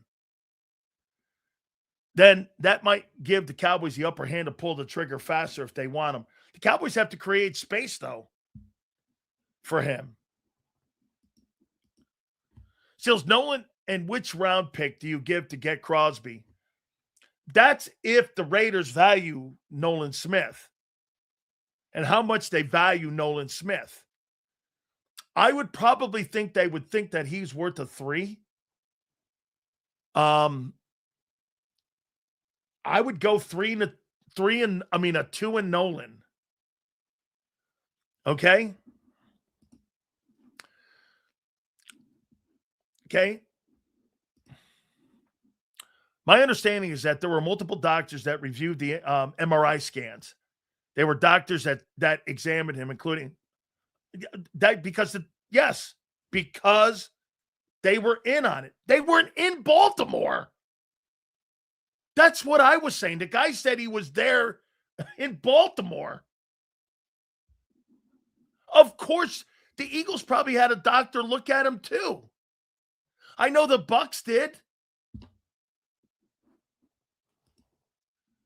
Want me on or waiting? I'll tell you what we could do, Xander. We could split you if Chow gets back to me. So what do you think? We'll split it, right? If he comes on, I'll send it to you. Then you come back on and you can respond right after Dr. Chow. So, hey, if you want to, Xander, I think you got his number. You can call him and see if he can do it. If you want to do that, and then you can come on after and respond to what he says after. So whatever you want to do, dude. If you want to come on now, it's all good. We can bookend you. We can put you here and we could see how we can do it because I'd like to hear Dr. Chow's take on it. Okay? I think the Eagles should do this. Tanner, why don't you come on now? Let's do this. Let's do this now. And if Dr. Chow comes on, because I'm sure he's doing a ton of interviews right now on this Crosby. And if he has time, he'll do it for us. I know he will. So, all right. Without further ado, let's bring in my guy, Big Z, with big news. What's up, Sills? How you doing, brother? Yeah, so we should try. I should have thought of this before, trying to get Dr. Chow on. But first and foremost, dude, go get Max Crosby. I'm with you. Go get him. I mean, is there seriously a second or a third or even a first-round pick that somebody thinks the Eagles could make that would position you better in the next 2 or 3 years to go and compete for a Super Bowl? I mean, I don't even think you could have the home run of the draft and they're not going to contribute as well as Max Crosby would. So now I don't know. I think it's a complex situation, Sills. By the way, just in general, before we get into the specifics, how crazy was that, dude? That came out last night. I'm like, what the? My phone blew up. My phone started blowing up. I didn't know what the hell had happened. I believe it. So crazy stuff, man, what happened with it. But I think it would be a great sign for the Eagles or a great move for the Eagles. I know I kind of poo-pooed it earlier in the summer, but, I thought they were going to pay Jalen Phillips at the time. I thought they were going to get a deal done there. And, I was talking to John about this, and he said this one key phrase like 5 times to me. He's like, they have the budget allocated for edge rusher. And the Eagles offered up to $28 million on Jalen Phillips. So if that's what the allocated budget was, and that was told to me to be included with what they projected to pay to the defensive line and everybody else. Jalen Carter. So if they have the $28 million budget, I mean, go and get him and trade Nolan Smith so you don't have to pick up the $13 million fifth-year option.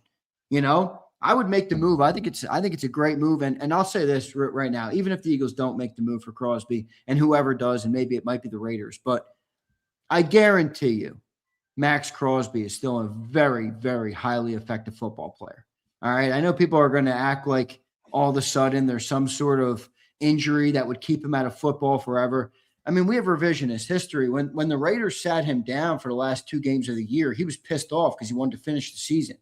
So he was fine. I mean, he was playing with it too. Right. So he's going to be just fine. I think he's a great player.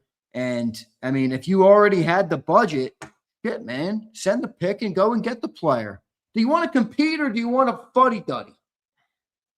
Here's something else to think about. If you look at the deal too for Trey Hendrickson and what they did, they paid him less annually than what Jalen Phillips got. It came in a smudge under $30 million with the 4 years and all. I mean, dude, and if you could get this guy for how about this one? Would you be open to this, Ander? I'll trade you Nolan Smith and I'll trade you a conditional pick. If he plays over 800 snaps, if he gets me 10 sacks, it goes to a 1. And if it doesn't, say he comes in at 700. Yeah, but dude, here's the problem. Here's the thing, I think. Yeah, but you're going to get an all-pro player if he does. No, I like your move. I'm not saying I dislike your move. I just wonder, like, what are the Raiders thinking? Because, I know everybody likes to – all right, I agree. They're not going to get 2 first-round picks. They're not. No way. Now, the interesting part of this equation, though, is they thought they were. Yes. Before they made all these moves. So how does that change the organizational thinking? I mean, you operate differently as an organization when you have 4 first-round picks as opposed to when you have 2. These are things that they thought they had, and they acted on that. Yesterday or 2 days ago with the legal negotiating window opening up, and now you have Crosby back on the books and 2 less first-round picks. I mean, I'm not saying they don't have the cash to pay for everybody. They do because they had so much cap space, but that doesn't mean this is how they wanted to allocate the cap this way. If Crosby was still here. So do they pay less on defense, and would they have rather went and got, a great draft pick or a great receiver somewhere? Would they have traded up one of the first for AJ? I don't know what they would have done differently, but I do wonder what the ripple effects of it are. And if they're still looking to move them, I would definitely be in that conversation. I mean, look, the Eagles were in the conversation for Trey. That's what it was reported as, which thank God that didn't happen. Would you be interested in sending AJ Brown to the Raiders for Crosby? And it wouldn't be my first choice. Okay. But if the point where, if it did get to a point where the things are just untenable with AJ, which, you and John have pointed out all summer that the player is capable of making that happen. I mean, you can shut him up and say, shut up. But if they make it miserable, I mean, anybody who's ever, worked with somebody or worked in a place where you have employees or owned a business and you hire people, you can't really have everybody just, butting heads. It's bad for the chemistry of the building. So absolutely. I guess AJ could make it like that. And if that's the case, then yeah, I would consider doing it to get the deal done. My take has always been on that. There's things behind the scenes that you don't like that goes on a team or in a business. But when you have to perform, that fucking shit goes away. Because you know why? I'm with you, Xander. I'm not going to work with people I want to sit around and have a bullshit relationship with. Yeah. That's not, and nor are you. Things happen, man. So you're a business owner now. And you know what? I told you this before, that I worked on Wall Street with Bear Stearns. And there's a thing called a business plan, right? There's business plans. Yep. And so when the Raiders are putting a business plan together, and then all of a sudden that business plan has to be modified because what happened? Those 2 ones now for future picks down the road, when you're looking at that business plan has to be modified. That's the problem that I have with the Raiders here. And think about what else happened too. So, I posted, I go, well, this affects the Nakobe Dean deal. And everyone's like, wait a minute, the Raiders said they're going to – that's not the point. The Raiders now have to find money to be able to restructure to get that guy's money back on the books again, so that after 4 o'clock he's on the books. The Raiders don't want to allocate money to players that they don't want to allocate money to. Now they have to restructure to make room. That's not the business plan that they're looking for right now. They basically shredded their business plan. The Ravens fucked them in the picks, and they fucked them in their future. They did. You're right, dude. You're right. I mean, that's the problem, and that's the sin of it here. So, but this is where Howie comes in. Bro, this is what I do. Hey, listen, you got a dent in the fender. Well, remember, Armando loved my take. I go, Armando, it's like a Ferrari with a dent. Go get the fucking car. You can always fix the dent. Yep. I mean, well, and another caveat, Sills, that's worth mentioning here is the Eagles. John Spytek is the general manager of the Raiders. He was formerly with the Eagles front office. Him and Howie Roseman are pretty close. And John Spytek called Howie Roseman, a guy that has been a big mentor to him. They're very close. So I'm not saying that Howie's just going to bail him out, but I am saying, people make deals with guys that they trust. So if Howie can come in there and get the skinny from Spytek and say, hey, look, I hope, I can't give you 2 1s, but I am willing to give you 23. Can you give me back a 3rd or a 4th rounder or something like that? Can they make a deal happen? I think that's a warm lead as opposed to a cold email. You know what I mean? So I think that's something to keep an eye on as well. Here's something else to put on there too, that John Spytek, where did he go to school? He went to Michigan. Did he? He played with Tom Brady. He was also instrumental in getting Brady to Tampa Bay. He was the guy that had a conversation with him. It wasn't really Jason Light. It was John Spytek. So the Bucs would be another team that I would think that would be in a conversation. Now, for them, the Bucs don't like to spend money. You think Howie would have a hang up on the $35 million? I mean, I think it would be definitely if you allocated nearly 30 for what's his name, couldn't you find $5 million to make that happen?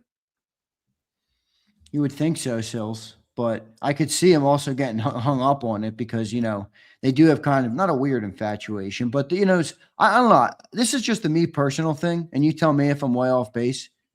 Sometimes, and I'm not an NFL GM, and I'm not professing to be one, all right?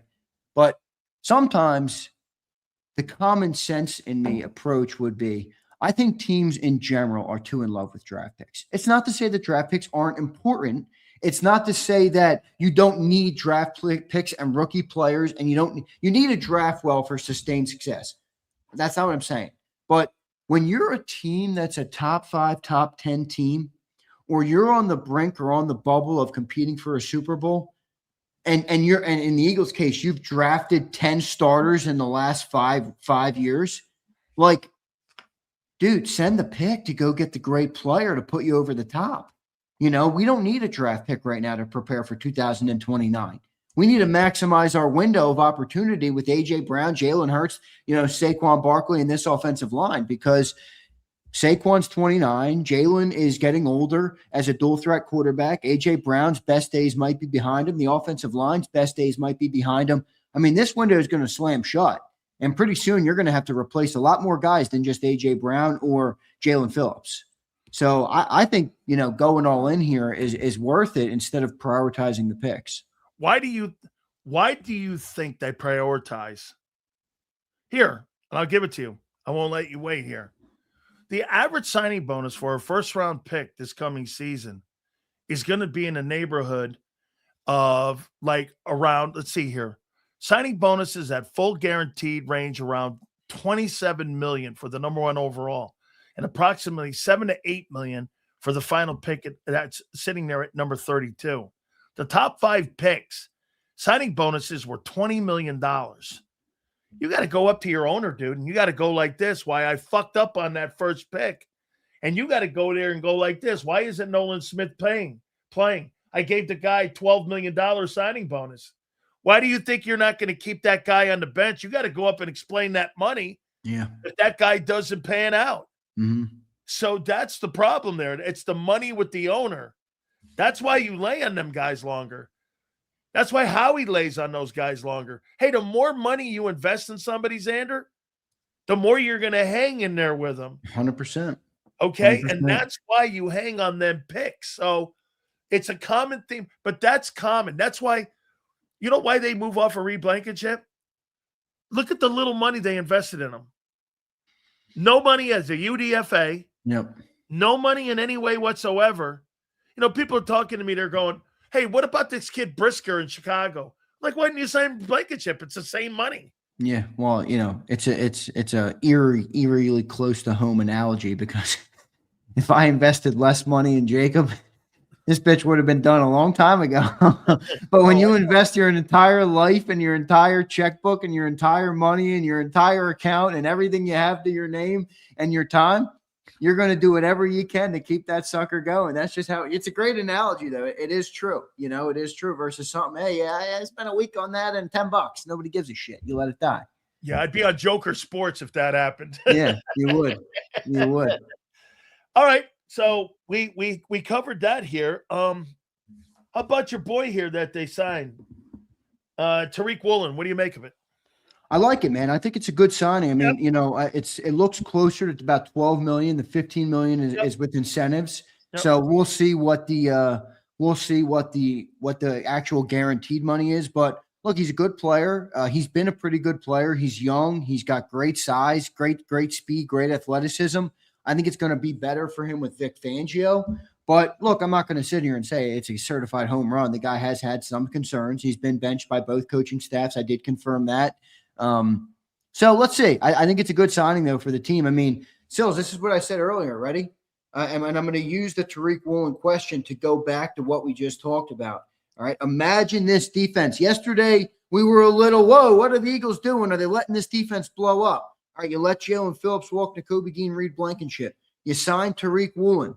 Now imagine you send your first-round pick. You get Max Crosby next to Jalen Carter, Jordan Davis, and Moro Ojomo with Jalix Hunt on the other side. That's your front five. You have Jahad Campbell and Zach Bond as your two linebackers. You have Quinyon Mitchell. You have Cooper DeJean, and you have Tariq Woolen. I mean, dude, that's a pretty damn good defense right there. And Andrew Makuba at safety, which we don't know yet. But I mean, I think that's a championship defense. So I would make the move, and I think Tariq Woolen does give you, you know, that versatility as well, Sills, because John pointed this out where because of the style of player he is, when you have base defense, you're going to be able to put Cooper DeJean at safety. You know, versus last year they kicked Cooper DeJean outside because they didn't trust Adoree Jackson as much. So if you have Cooper DeJean at safety, you can keep Woolen outside in the base defense. That allows you, it's not too big because they don't play base defense that much, but what it allows you to do is focus in on a certain skill set for a safety, as opposed to needing a guy who can play every snap, do every different thing. So I think there's some versatility there, and I think it's definitely an upgrade over Adoree Jackson last year. One of the big talking points on the defense last year. So I'm excited. I think it's a good signing for the Birds. How much influence do you think Clint Hurd had in this signing? Probably not much. I do like that. Played for him. Yeah, right. I do not. Well, I'm sure they asked Clint about him, obviously, you know, but I don't know. I mean, I'm of the belief that it's Howie's world and the coaches are living in it, dude. I mean, remember they asked Vic that question last year and he was like, yeah, I have no say, guys. I have none. So if Vic has no say, I don't think Clint Hurd has any say. So it looks like that the progression has begun for the replacement of Vic Fangio. Clint Hurd getting the associate head coaching position, that tag on him means this now. Wait, did they give him that? Yes. Okay. The listings for the jobs and the new coaching staff listings came out this morning. And this is how they said it. Clint Hurd, defensive line, senior defensive assistant, and associate head coach. That's a pay raise. Yeah, it's a pay raise. Yep. And also, it guards the Eagles from losing them. Right. Okay. Now, if somebody wants to in a better spot when it comes to elevating him to be the potential defensive coordinator, there's no doubt he's going to be the first guy up to play. Well, they never did that for Christian Parker. No, they did not, and I think maybe they learned their lesson there. Or maybe I don't they know. were I don't think that thinking they that Clint wanted. was going to be it the whole time. Yeah, John told me he doesn't think that was he. As much as they liked Christian Parker, he did not get the vibe that the Eagles were looking for that. So again, that to me, they got a progression plan. You know, they Well, I mean, they you got have to. they I got a mean, you plan have here. to. I think the plan should be to try and keep Vic as long as you can, but I do think. So you do think Vic's done after this year? Hold on, Dr. Chow, how you doing? Hey, is there any way I can get you on for a couple minutes, just like 5 minutes, 10 minutes? Yeah, you got it right now? Right now. Let's do it. All right, I'm going to send it to Xander, and Xander's going to put you on right now, okay? Okay. Thank you. Boom. Sorry, folks. I didn't mean You're to do good. that. Yeah, send me that number. You never sent me his number. I think I have Okay. his email, maybe. Okay, let's see here. So we're going to get Dr. Chow on. I'm waiting to hear what he says about Crosby. I want him Yep. on. Yep. That's Okay, gonna be a so good then come segment. back on after. Yeah, I'll come back on after, but Yeah, I want you to come hear what back he on has to say. after. Let's go here. Let's go here, Xander. Boom, boom. Sorry, guys, for producing. You're good, this. man. You're good. You're good. So there you go. There you go, Dr. Xander. Chow. And yeah, it sounds like he's in his car. Yep, that's fine. Okay, so yeah, so what we'll do is we'll get him on. And folks, my opinion, I think this is a nothing burger. Okay, Xander? Xander, if Dr. Chow tells you What's a nothing burger? his meniscus injuries. Oh, well, is it a nothing burger? No, it's a what something John burger, said. but is it what the Ravens acted like it was? Probably not. No, but it's what John said. It's aware. You know what I mean? Like a Right. lot of football. And I heard John say a couple times that, that was a concern because he's played a shitload of football. And by the way, I'm going to ask him about Juergens, his back stem cell, and also Landon on stem cell. And we'll also I think Dr. Chow needs audio only, so I'll just put him in the background and put a Corona, please, on audio only. Yep. That's cool. Is that okay? Yeah, that's fine. That's fine. Yeah, because I was just texting him. Sorry about that. He should be good though. I sent the email. He'll be in here in just a second. So I'll drop off Sills and then I'll come back on after Dr. Chow, right? Yeah. I'm just, so you're in favor of it. Of what? Signing Crosby. Yes, I'd be interested. I think that's a good move for the Birds. Okay. All right, let's do it. You got Dr. Chow in the green room. You got it. So we got Dr. Chow right now. We're going to bring him in here right now, and we're going to get his opinion. And we thank him so much. By the way, I answered the phone on the air, which I love the most. And Dr. Chow, I appreciate you coming aboard. Thank you again, my friend. And hey, listen, I tried explaining this with people about what a meniscus procedure was. I've had two of them. I had one on a Monday and I played on a Saturday. He had it in January, and everybody knew what was going on, especially the doctors that examined him. Give me your takeaway from 35,000 feet on how you saw this whole thing play out here with Crosby, the Ravens, and the Raiders. Well, Dan, thanks for having me on. I apologize. I'm just on the phone going from surgery to the office here, but happy to chat with you here. And Dan, I feel like, I guess I am the old guy. I feel like I'm the old guy in the room in the sense that I saw all of this coming in some way. When Max Crosby was saying, hey, I'm not happy with the Raiders. When we were at the Super Bowl and the Jay Glazer report came out that he wants to be traded and he's not happy with the Raiders, I'm saying, well, wait a minute here. Were the Raiders really tanking, or were the Raiders trying to do what's right by him because he ended up having a meniscus repair? A meniscus repair, suturing, is a lot longer recovery than a meniscus trim. You don't return to play like you did from your meniscus trim if it's a meniscus repair. Right. And the recovery timeline is typically 4 to 6 months. So I was saying back then at the Super Bowl, did the Raiders actually do right by Max Crosby in insisting on shutting him down early because of his longer recovery timeline? And then, of course, the Mike Silver and others were saying he's going to be traded. And at the time, they were surprised he wasn't already traded. I was saying, well, maybe the knee had something to do with that because he can't pass a physical right now. Then sure enough, on Friday, he was traded. And on Monday, on the Pro Football Doc Sports Injury Central podcast, I explicitly said, and it's on my Twitter timeline, that he can't pass a physical right now. The Ravens, I assume, will have done their due diligence and projected him to pass a physical, but he can't pass a physical today. This was on Monday. And sure enough, Tuesday, the unprecedented happens. He, quote, fails his physical. So I guess this is what I mean. I feel like I'm the old guy in the room. I've seen this movie or can anticipate this a little bit. But let me explain something else to your listeners here. It's not as simple as it's been framed. First of all, I appreciate all the media people and even his agent, CJ LeBoy. I know his brother very well, Travis. He played with the Chargers. Anyways, I appreciate CJ LeBoy getting the surgeon for Max Crosby to say he's well ahead of his timeline of recovery and rehab. But by definition, that means he's not recovered yet. And so, although it's a bad look and people are going to be really mad at the Ravens and the Raiders are really mad at the Ravens, they're within their right to say no to this because he's not passing a physical today.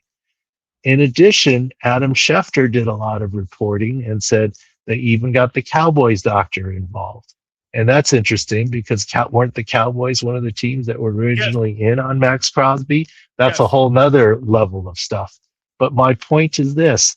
In that Schefter report, it says something about future issues, evaluating future issues. So the implication there is when the Ravens did additional testing, when they saw Max Crosby, their focus wasn't just on projecting the meniscus repair to eventually heal and therefore pass him on the physical.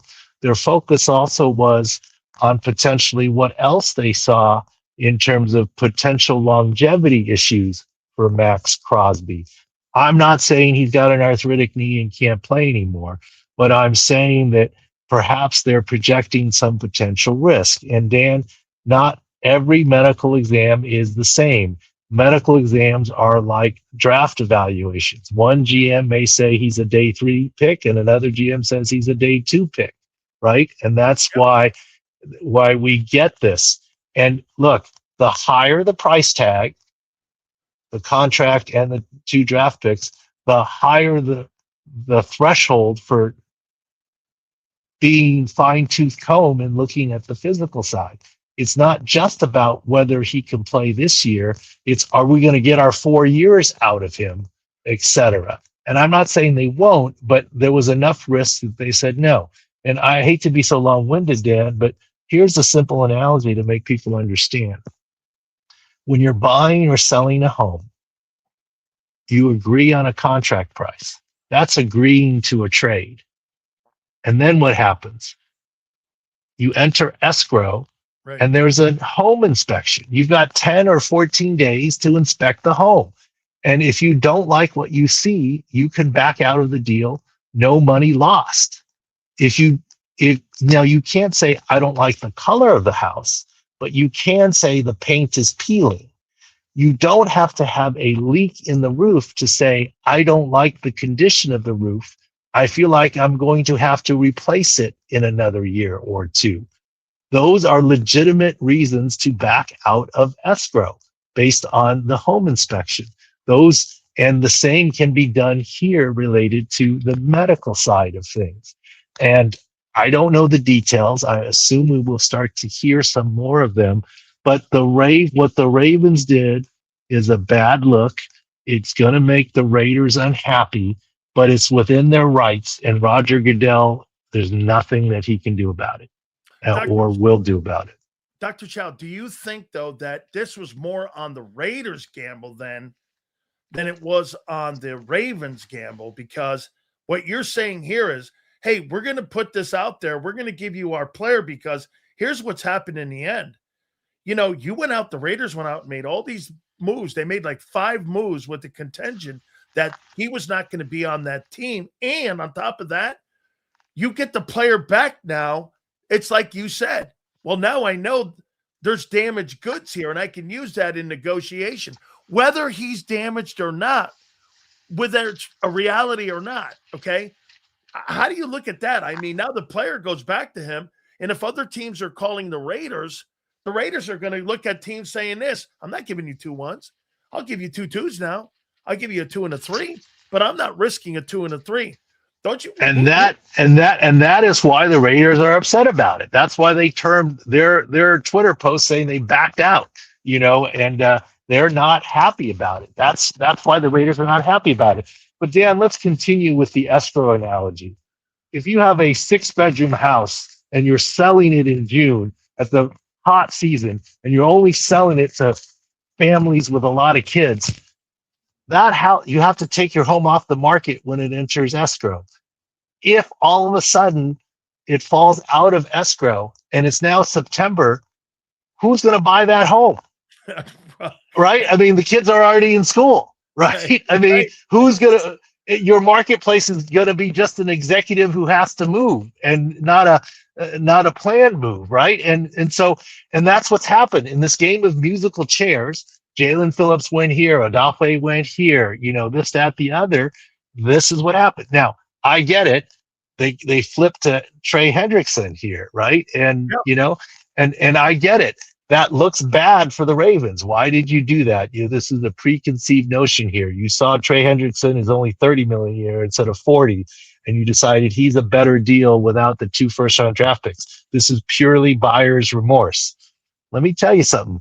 As long as the buyer's remorse is couched in the inspection or the physical, you can back out of escrow. And that's what the Ravens did. The difference is when someone backs out of escrow on your house, Dan, you're not happy with them, but it's an unknown person that you'll never see again. The problem here is the Ravens are good, and the ownership and the GM and everyone's going to see each other at the league meetings, and it's a fraternity there. And it'll be interesting to see what the reaction is. And my guess is it will come out that the Ravens will have legitimate long-term concerns. And look, the Raiders have played this game in some ways too. Look, it's unprecedented what happened here. The magnitude of the trade, Max Crosby, 2 first-round draft picks, the 3-day delay that went across free agency period of time, the cap implications that other teams signing. I get this is an unprecedented happening, but it is absolutely not unprecedented for a team to say someone doesn't pass the physical, we're rescinding a deal. The Raiders, admittedly, it wasn't a trade, and I'm not throwing stones at the Raiders. Many teams have done this. In 2014, the Raiders signed Roger Saffold.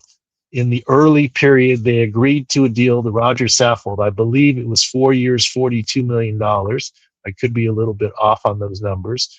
And by the time he took the physical 2 days later, after the game of musical chairs was up on offensive linemen, he failed his physical because of a shoulder. And the Raiders got grief for it. The Rams, then in St. Louis in the time, re-signed, and they said, we'll take his shoulder because he's a known commodity, but also because they got him for 4 years, $32 million. So there was a $10 million haircut for Roger Saffold. You can better believe he was not happy about that. So it does happen, and this is just such a lightning rod because it involves the timing and the 2 first-round draft picks. Couple more questions here for you, Doc, if you've got a second here. Yes. I explain this to people like this way. I said, put your 2 fists on top of one another and then open it up like that. And on top of it is kind of like there's a pad on top of your knee. And what that is, that's your meniscus on top there. And it's really for pain tolerance kind of stuff. And for me, on top of that, is that you sit here and that is without a doubt, that's one of the things that I think we may have lost Dr. Chow here. You still here, Doctor? I think we lost Dr. Chow. Let's see if we can bring him back here. And I want to be able to explain it. I love Dr. Chow, man, the way he's explained it here. And I think we bring him back here right now. Dr. Chow, what I was explaining to people. Yeah, I saw it. Mm-hmm. What and how I was explaining it. Where do you think Max Crosby is? Because I saw it's less than 1%. Now, if it's a tear, like you suggested, that's a longer recovery. Because for me, I had it scraped on a Tuesday. I played that Sunday, and it was a lot of pain, but it was pain tolerance, naproxens, and all that other stuff they gave you, and I was able to play. But if it's a tear, explain the difference between the tear a little bit, and also if it's just having to be a shaving. Well, I'll explain the difference between trimming, shaving versus repair. And I literally tell this to patients, and I've done this, to people in the general public, and this situation is perfect. If you mow the lawn, you can play football on that grass immediately. If you lay down new sod, you have to keep off the grass. You got to let the roots grow in, okay? So if you repair the meniscus, you have to keep off the grass, let the roots and let healing happen. If you trim the meniscus, you've mowed the lawn, you're fine. Look, if you trim the tree, you can climb it immediately. If you transplanted the tree, you better not climb that tree for a while until the roots grow in. That's the difference in recovery here. And the interesting thing here, and let's go to the next chapter. People have talked about some of this in, the last 24 hours and so forth. The next chapter is, what does this mean for Max Crosby? Look, is he going to get traded? If he does, it's going to be at a reduced price. You can still sell your home, but there aren't as many buyers for a 6-bedroom home in September as there are in June, okay? And you can still sell your home. Or do you just stay and live in it? Do you can keep Max Crosby? Fortunately, the Raiders had a lot of cap room, so they can keep Max Crosby. And of course, they're going to posture and say, we love him and we always wanted to keep him. They can't say, they have to say, oh, we'll continue to live in this house. They can't say, we've already moved, it's an empty house and it's a fire sale, and get lowballed on the next bids. They have to say all of this. And look, the bottom line is, what's next for Max Crosby? I'll make one observation that I hope is not true. Max Crosby has been given a lot of kudos for playing through a meniscus tear for many games last year. I too give him kudos for having the heart to do so. But one reason you don't do that, and as a doctor, I haven't advised people to do that, is it can lead to earlier degeneration of your articular cartilage. The question is that what the Ravens found when they did additional MRIs or other things that got them spooked? Not that the meniscus tear wasn't going to heal, but what's going to happen to him 2 years from now, 3 years from now, when they still need to get value out of their 2 first-round draft picks that they traded away? I'll give you an example that Will Compton, bussing with the boys, good dude, he was talking about, and he was giving the Ravens a hard time, and rightfully so. He was saying Ryan Grant, wide receiver, had a deal for X years, 4 years, 25 million. I don't remember the numbers. And he was saying, and there may have been some truth to what he was saying, that Michael Crabtree then got cut, and the Ravens got buyer's remorse on Ryan Grant, failed him on a physical for his ankle, and instead went and signed Michael Crabtree because Crabtree was available. Those are facts, and Will Compton is accurate. But let me just ask you this question. Ryan Grant continued with another team to play football. Did he play 4 years and was he productive? He played one pseudo-productive year, and after the year after that, after his second year, was out of the league. Yeah. Was it because of his ankle? I don't know for sure. But if it was, then certainly the Ravens were doing the right thing. It wasn't necessarily purely buyer's remorse. I mean, yes, if having other options seems to make it easier to say no on the look, if it's the only house that you could possibly buy, if the inspection shows the roof is a little shoddy, you're probably still going to buy the house. But if you find another house across the street that looks pretty good and the price has dropped, maybe you do fall out of escrow based on that home inspection, right? Yeah. And there is judgment there. And are people going to hate you for doing that? Yes, people are going to hate the Ravens for doing it. But, home buyers have done that all the time as well. That's just part of the risk of what it is. Dr. Chow, I just got an interesting question here, and you tell me if this is something that you would recommend. I'll first ask you, would you recommend that a team like, say, the Eagles were to sign him for like a 2 and a 3, what have you? And here's a question here that Bob Brown just asked, and I like it. Hey, Sills, Crosby took 935 snaps last year. Ask Dr. Chow how does the meniscus handle that type of usage, especially when you're coming off of concerns that you're mentioning here? I mean, would you recommend, if your GM came to you, would you go, yeah, I think this is a 3-year guy, or how would you go about recommending a team? Well, let's put it this way. Part of my, and I've said this honestly many times, Dan, to a GM, if they ask me, should I trade for this guy? Or, is he worth a 2 or a 3, or is he worth a 1 or 2 1s? My answer would be, I'm going to give you the medical report, and I'm going to give you what I think his longevity could be and his ranges of performance. But that's why you make the big money as GM. You make those calls. These are all relative decisions. No one has a crystal ball, including me, but it's about relative risk. Look, I was in the draft room before for the Chargers when Antonio Cromartie technically failed a physical at combines because he was still relatively fresh off his ACL. And when he was falling in the first round, the GM came to me and said, what do you think? I said, he doesn't pass a physical today, but he will pass a physical before the start of the year. You can take him if you want. What's his long-term risk? I would give him the long-term risk and give the facts of what it is. I look at medical grades in some ways as a 40 time. If you're saying this guy has game speed and I don't care if he runs a 4.7 40, that's fine. That's for you as the GM to decide. It's all about relative risk. And in this case, I believe the Ravens thought the relative risk, given the price tag, was too high. Look, if there's $1 million home that you're buying, Dan, and you think it's worth $2 million, you're going to be okay with a couple of the cracked driveway and what have you.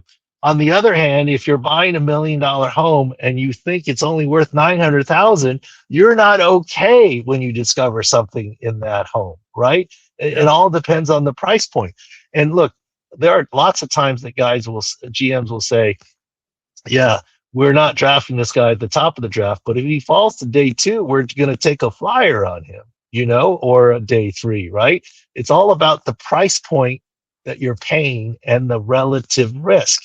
And passing the physical is not black and white. I got to ask you one last question here. Landon Dickerson and Cam Jurgens went for stem cell procedure in Mexico, or I think it was Costa Rica, or it was in Ecuador or somewhere. They went down and they got stem cell surgery, Brazil or something like that. In your opinion, okay, what do you think? It was Colombia that they went down for this procedure. This guy had a major back injury last year, and I'm talking Cam Jurgens, and Landon even went down for that. What would you think of that? And give me your just 35,000 feet thought process on those two guys and their longevity and because they struggled mightily last year, Dr. Chow. I mean, they had big issues last year in staying healthy. Yes, well, I do certain stem cell procedures. I do believe stem cells can be a benefit, but the only kind of stem cells that are legal in the United States, and the only kind that I will do, is same person, same sitting stem cells. The kind that's done in foreign countries, in Colombia and other places, is not what we call autologous, their own stem cells. It's someone else's stem cells grown and what have you. And that is not FDA approved and is illegal in this country, which is why that they go down there and go to foreign countries to have this done. In theory, do stem cells have promise? Yes. But the question that I would have, and I've had lots of people ask me about going across the border in Tijuana to get stem cells because they're cheaper. My question is, what are you actually getting? What kind of stem cells? Are they live? Is it documented? What's the cell count? What's the source of the stem count? There isn't the controls that are out there. Maybe you get lucky and you're going to find a really good place and they're going to do a really good job for you, or maybe you don't. As a matter of fact, this has nothing to do with this, but there's a company called Trevita that does medical tourism, a San Diego company, and they've been talking to me about helping them find a way to vet the Tijuana clinics to deliver quality stem cell product that are above reproach so that they can market it to the US companies. I haven't signed anything with them, but that sort of thing is not present in these foreign country transactions. You don't know what you're getting. To put it very simply, you're walking into a restaurant and there's no A in the window, right? There's no Department of Public Health A in the window. It may be very clean. It may be really good, but you don't know what you're getting. That's the difference. Wow. Okay. So you're throwing a dart in a dark room. That's what you're doing is what you're telling me. Is that right? You're throwing a dart in a dark room and hoping it hits. Well, and I think some of what the players rely on is, expensive means good. And my friend did it anecdotally. And I hope that if there are shenanigans from any of these stem cell places, they're smart enough to say, I better not pull a shenanigan on Landon Dickerson because that's going to kill my business if I do that because he's a public profile guy. If there is a shenanigan happening, maybe it needs to happen to this David Chow guy that nobody knows. I don't know. I'm not going down there, but you get what I'm saying. So I don't know. It's the Wild West when you do this. And sometimes the Wild West isn't bad. There's some good things, I mean, look, I've been to some street side food vendors on vacation otherwise without an A hanging in the window and had a great meal and loved it, right? And others have said they've gotten sick, Dr. Chow's looking at it and he's going like this. I'm assuming this is chicken. Hey, by the way, thank you for the text. A month ago, man, I tried to make it down there and I just had something to do. I'm doing a weekend TV show now for Sports Grid, but we'll get together, man. I want to see you. We haven't chopped it up a little bit. We got to do a lunch together, man. I really love being around you. Oh, I appreciate you, Dan. And you know what they always say about some of these restaurant or foods? It always tastes like chicken, right? Dr. Chow, thank you so much, my friend. I appreciate you. That is Dr. Chow. I appreciate him very much. All good. All right. So let's bring back Xander if we can here. So that was interesting. And let's get Big Z back in here because bottom of the hour, we got Battle Royale. Did Dr. Chow change your opinion at all? Yeah, a little bit. I mean, look, he brought some real clarity. He changed mine too a little bit. He brought real clarity to the conversation on Crosby.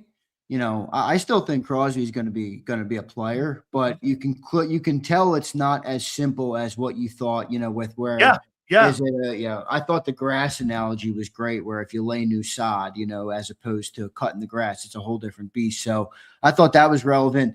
The other thing that I thought was relevant here, and I haven't really seen people talk about this yet, but he brought up when you brought up the Landon and Cam thing about stem cells, and he brought up, basically what it is when you go down there and the difference of going down there versus doing it in the States. You know that Cam and Landon were both there on a sponsored visit, right? Yeah. They both put out Instagram posts on their social media platform. Oh, I didn't know that. They both did. Both of them had company branding. from BioAccelerator or whatever the brand is that they did. There was a whole end card on the video. Landon does talking about going. So I coupled that with just hearing what Dr. Chow said about doing it out of the country. That might have done absolutely nothing. Like literally. That might have been a $15,000 payday for Landon or whatever it would be. I don't know what they charge to do it. Maybe 50,000, maybe 100,000. You think it was like a paid? Dude, I'll show you. I mean, if you want me to pull it up, I'll pull it up. So you think it was a paid spot by them, and they got? I know for a fact it was a paid spot. I mean, I'm in the I'm in the media business. Sponsors are how I'm on the air right now. I know for a 100% stone cold fact that the post by Landon Dickerson that he put out 2 days ago, all right, from BioAccelerator, it's a collab. I'll share it with you. It's a collaborated post. Okay, you can see even in the name, it's there's the company on the wall already, and you can see, at the bottom, it's a collabed post with the names. Dr. Chow just texted me. He's seeing this right now. He goes, yeah, those guys just did a commercial spot for them, saying that they went down for a procedure. Yep. I mean, Landon probably did nothing for him. And then the end screen has the company name. I mean, this is a paid spot. This is and Cam had the same exact thing. So I don't know if Cam and Landon share a same agent, but it might not do a whole lot. As a matter of fact, it's gonna Dr. Chow's opinion. It's like throwing the dart in the dark room. He just said again, and what you said. I mean, okay, whether or not I listen to a lot of Dr. Chow. He knows this stuff, and he knows it from the real perspective of how it impacts football players. Yeah, I mean, I don't want to be doom and gloom on that, but I basically have no hope that that's going to do anything for Cam and Landon. Now, this doesn't mean they might not return and be good players, but I don't necessarily know that the stem cell thing that they've been selling. He goes like this. He thinks that they'll have a better chance at coming back just with rest than what they did. Right. The regular remedy that they planned on doing. I'll tell you what, when he put it out there that it's not just what you had, Dan, when I had my meniscuses trimmed, because I played that weekend, Xander. I played against the Cardinals, and then I turned around and played against the Falcons. And he's like, this here is having the sod completely replaced. This is classic. It's on this point. Devin Shanahan with a super chat says this. I'm glad I'm no Dr. Chow. He was so damn smart, but he had to put it in lawnmower terms for guys like me to understand. Great content. Devin, you and me both, my brother. You and me both, Devin. So, Xander, would you still do a 2 and a 3? Well, I am curious, the Raiders, again, we brought up that earlier where it's like they thought they were getting 2 1s back, dude. How did that change their offseason thought process and now what they want? I mean, do they want a 2 and a 3 or do they want Max? I don't know. Do they want Max? Will they just let Max play the year there? Yeah, but dude, get this. If I only have to give a 2 and a 3 and I get 2 years out of the guy, and that guy helps me get to the Super Bowl, I agree with you. Would that help my team? I mean, I think Max is going to be a good player still, but it's clearly going to be a process for him to get back. So, by the way, the new league year kicked off 24 minutes ago now. So you're starting to see the deals finalize here for the Philadelphia Eagles. Tariq Woolen deal is done, so that's confirmed. And then Diana Rossini just puts out 5 minutes ago. The Eagles continue to inquire about the Vikings' Jonathan Grenard and remain in contact with his agent about a potential extension if a deal were to be struck. Philly is also keeping tabs on the free agent pass rush market after missing out on Trey Hendrickson. So they have a budget allocated, Sills, and it appears to be for bigger players, not middle classers. I mean, Jonathan Grenard is going to be 25, 30 million. Jalen Phillips was 30 million. I would imagine Max Crosby, if they get a new deal there, it would be 35 million. So they're in the market for the big ones. With all this stuff that's going on, do you think it's more likely now that AJ stays?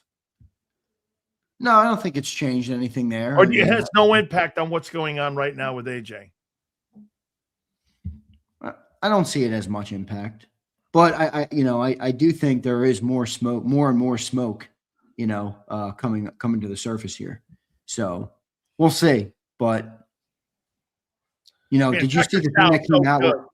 Huh? Dr. Chow was so good. He was great. I'm going to try and post it as soon as I can. I'm a one-man band, so I got to get it up as quick as possible. Yeah. But Dude. I'm going to do it during the battle royale. I'll get it posted, and I'll send it to him. What are you going to say? I lost my train of thought. What was that? What were we saying about AJ? Well, with AJ, did you see recently? Like he has a list of teams now he wants to go to. Where was this? Yeah, Albert Breer put it out. AJ Brown preferred trade destination. Oh my God. I can't believe I So missed here are the it. 4 teams reportedly on AJ Brown's list. Are you ready? You're about to oh man. Get ready, everybody, for the rest of the National Football Show today. Buffalo Bills. Of course. Kansas City Chiefs. Mahomes. Los Angeles Chargers. Herbert. And the New England Patriots. So May, Allen, Mahomes, and Herbert. He wants a better quarterback. How you doing? Whoa, look at the quarterbacks he's picking. Holy shizy. That is the list of preferred destinations for Your Highness, AJ Brown. Here goes Your Highness. You were calling Jalen Hurts Your Highness. He doesn't even hold a candle to this guy, AJ Brown. Are you kidding me? Dude, you know what? Jalen Hurts is an Acura Legend, a really good car, very dependable, expensive, this and that. This guy's a high maintenance car, like a Jaguar that breaks down every 4 months. Holy cow, man. Bills just signed Bradley Chubb. The Bills were trying to go in. They were into Trey Hendrickson. They wanted Trey, and they thought that was too rich. That doesn't shock me. 3-year, 43.5. That's pretty low for Chubb. It is. Well, Under he wasn't going to be an expensive guy. I thought Chubb was going to get more than that. I would have done that if I were the Eagles. I don't know why. Why did Howie not go there with him? He had 8.5 sacks last year. 3 years, $43 million. That's not a crazy deal at all for him. It's like $12 million, no? Yeah, right around there. A little more than that, but 13 or 14. Man, 14.5 maybe. So I would have considered that deal. But what do you think after hearing Dr. Chow? Would you go to the Max Crosby route? Yeah, I would. You still would? Yeah. Yeah, I would.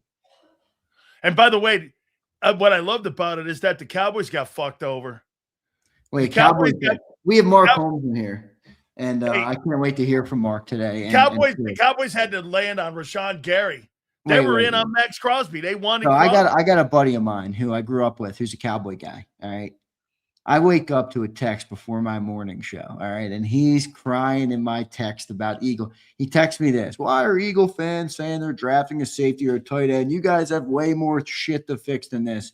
And our text conversation came to a close with this. Ready? And I quote, "I think Dallas is probably going to win the division next year.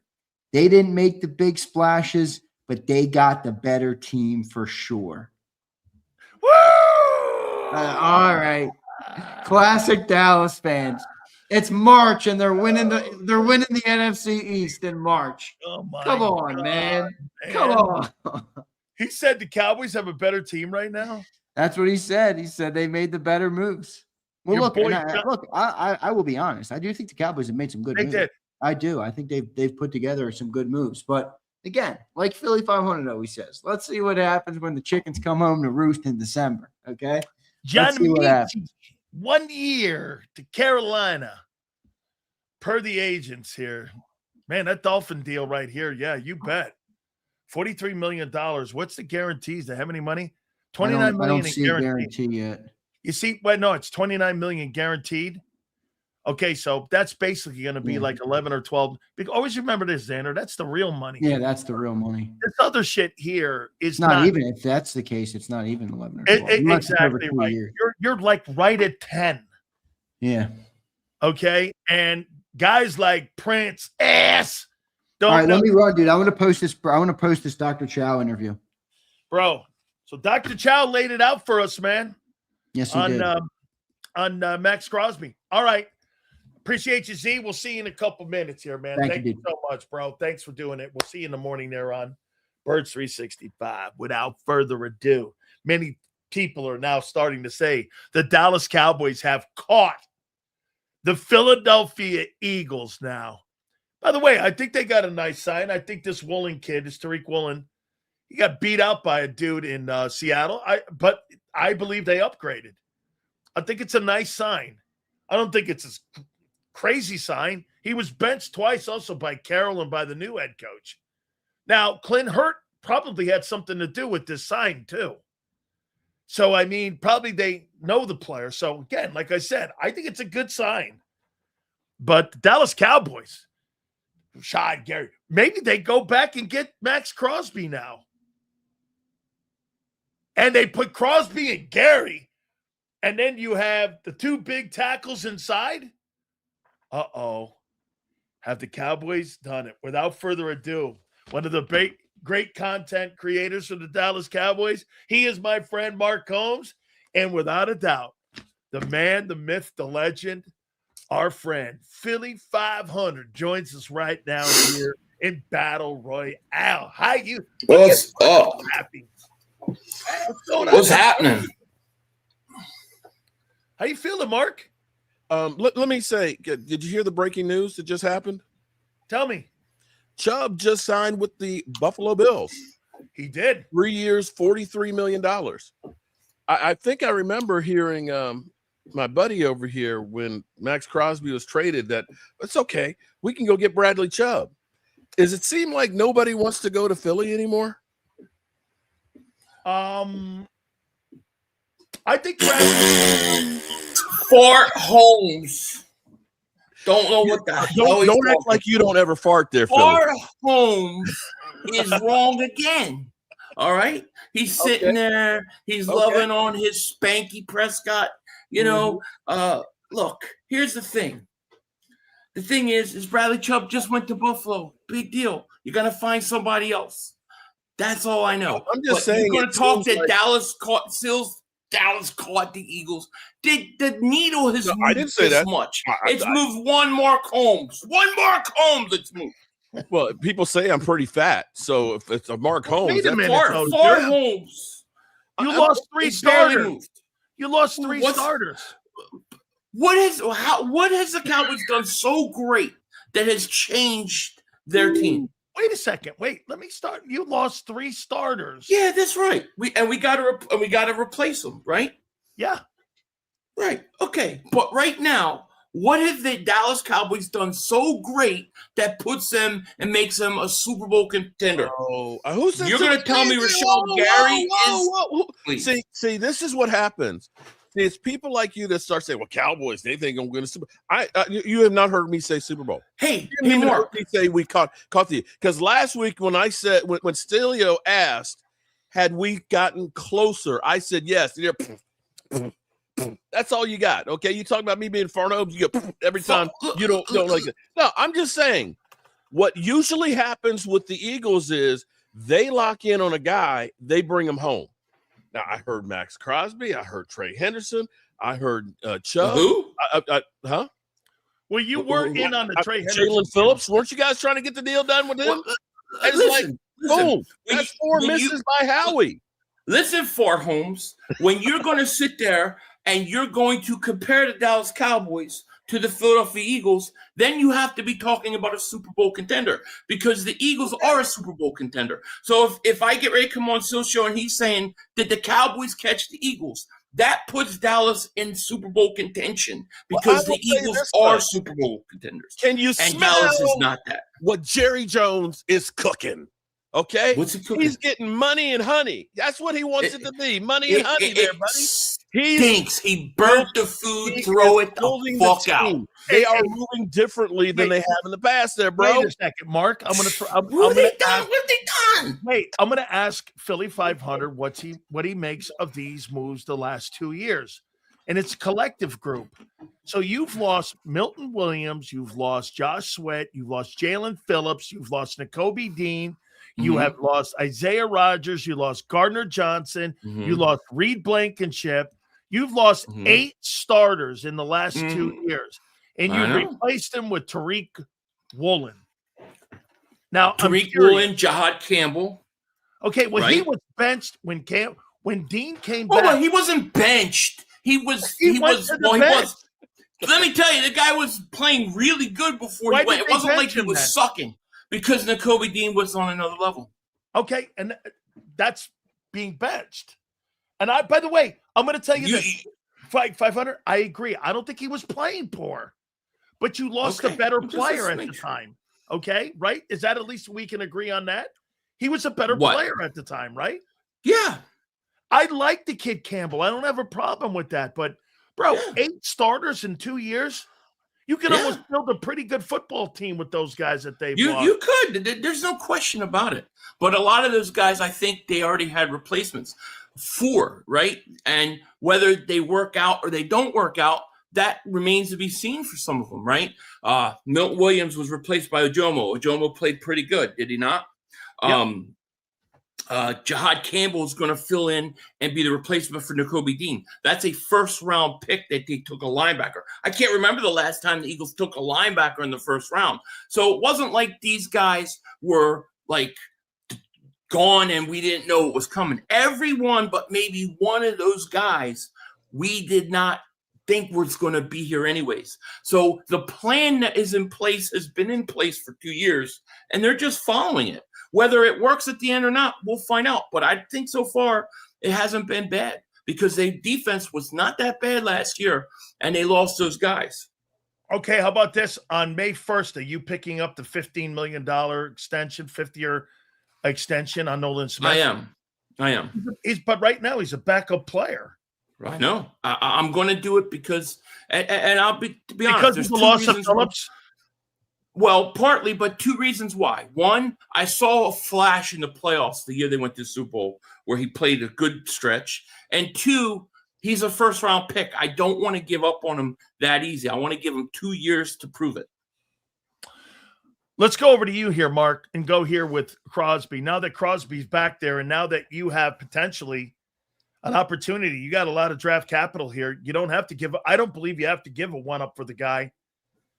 Would you go 2 and a 3? Really, the issue comes down to $35 million. Yeah. Whether or not you want to pay his salary, which is $35 million. Dr. Chow just explained it. It's a little bit more what he's got. He was never going to pass. He was just never going to pass it. Dr. Chow said it. He just had the surgery in January. Right. Does he think he'll come back? He come back. He says yes. He should come back. Should the Cowboys go back after Crosby again? Well, knowing that one of the Cowboys doctors were one of the doctors that looked at his medicals, that way they've got a little insight on there. They did take a chance on Jalen Smith, and in fact, they've forever taken shots on guys that were injured. Leighton Vander Esch had neck injuries, neck problems coming out of college. Sean Lee had problems with his knees coming out of college. And, of course, like we said, Jalen Smith. So that doesn't necessarily scare them. If they can get this number where they're not giving away their number ones, you can best believe that I think they would do it.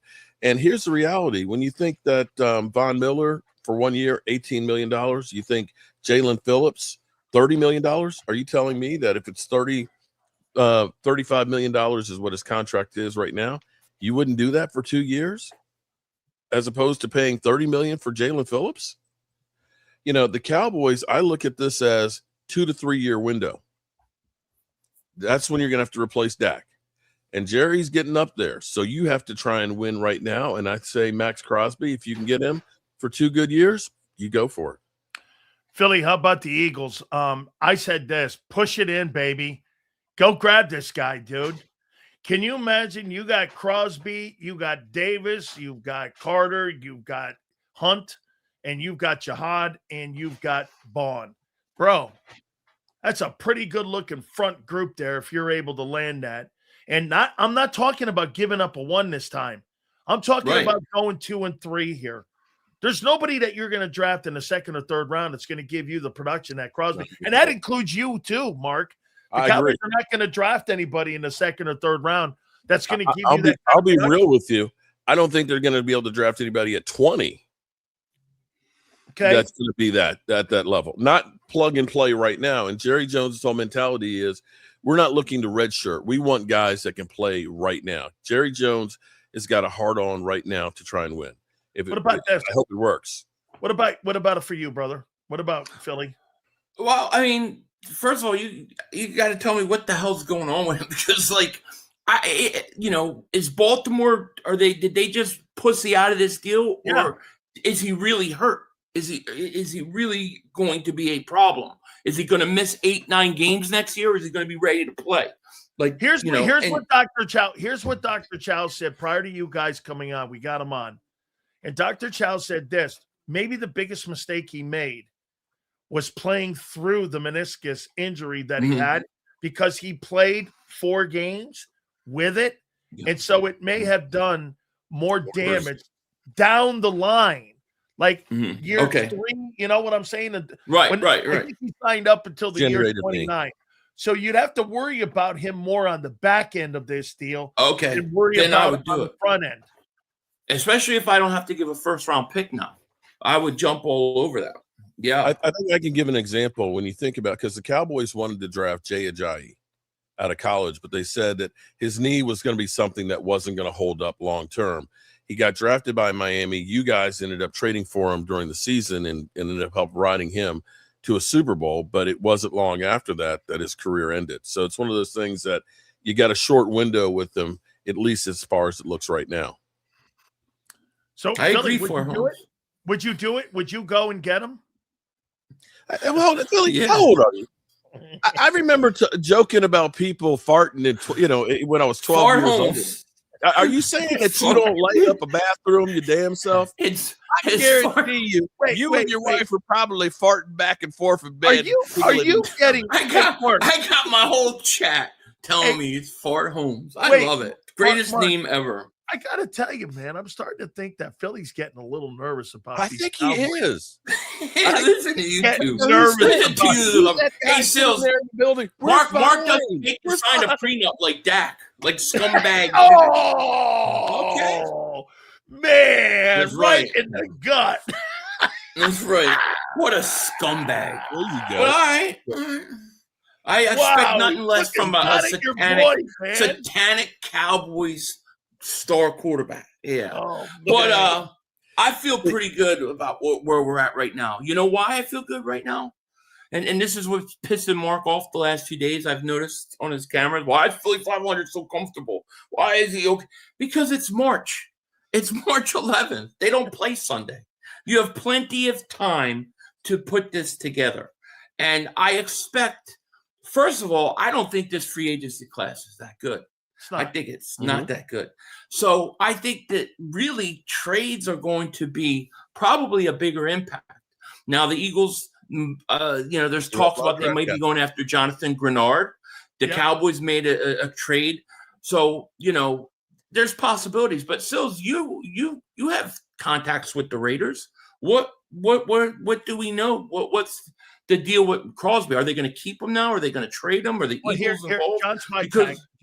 John Spytak, the general manager, was down in Tampa Bay, and he's also got connections into Philadelphia as well. And he was the main guy that was responsible in convincing Brady to go to Tampa Bay. They played together, believe it or not.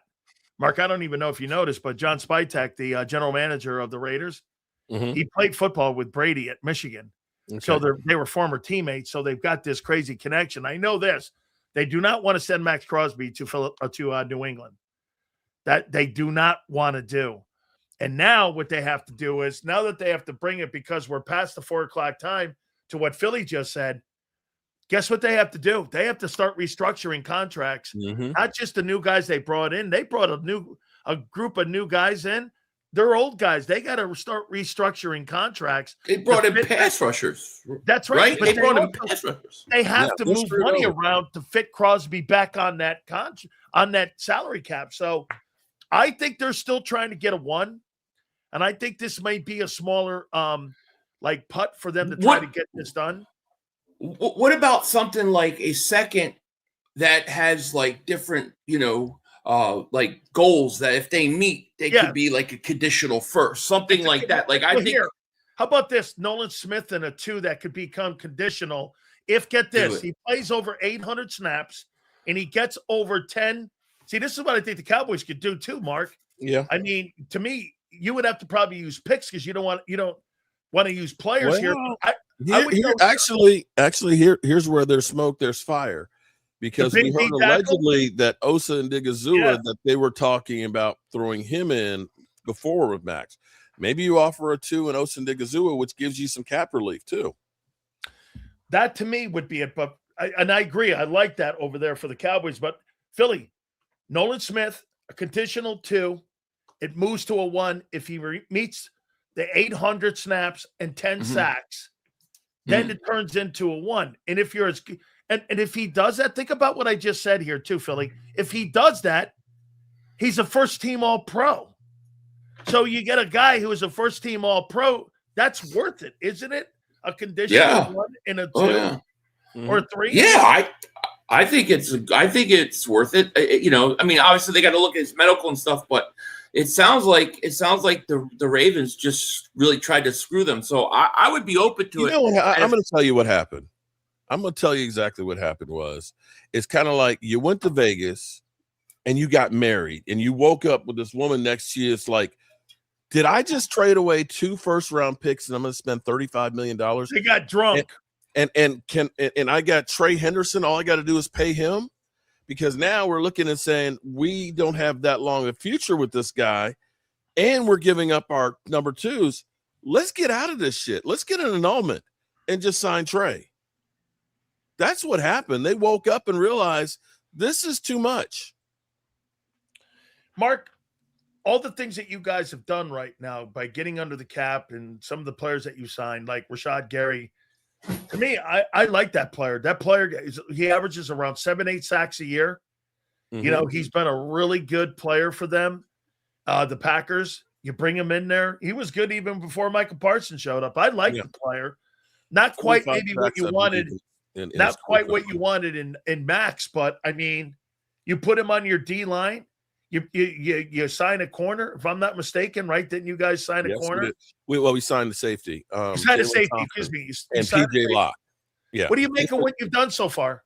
Well, here, let me say this. What you described with Philly losing all of the players, 8 starters over the last 2 seasons, that's typically what the Cowboys have had happen to them.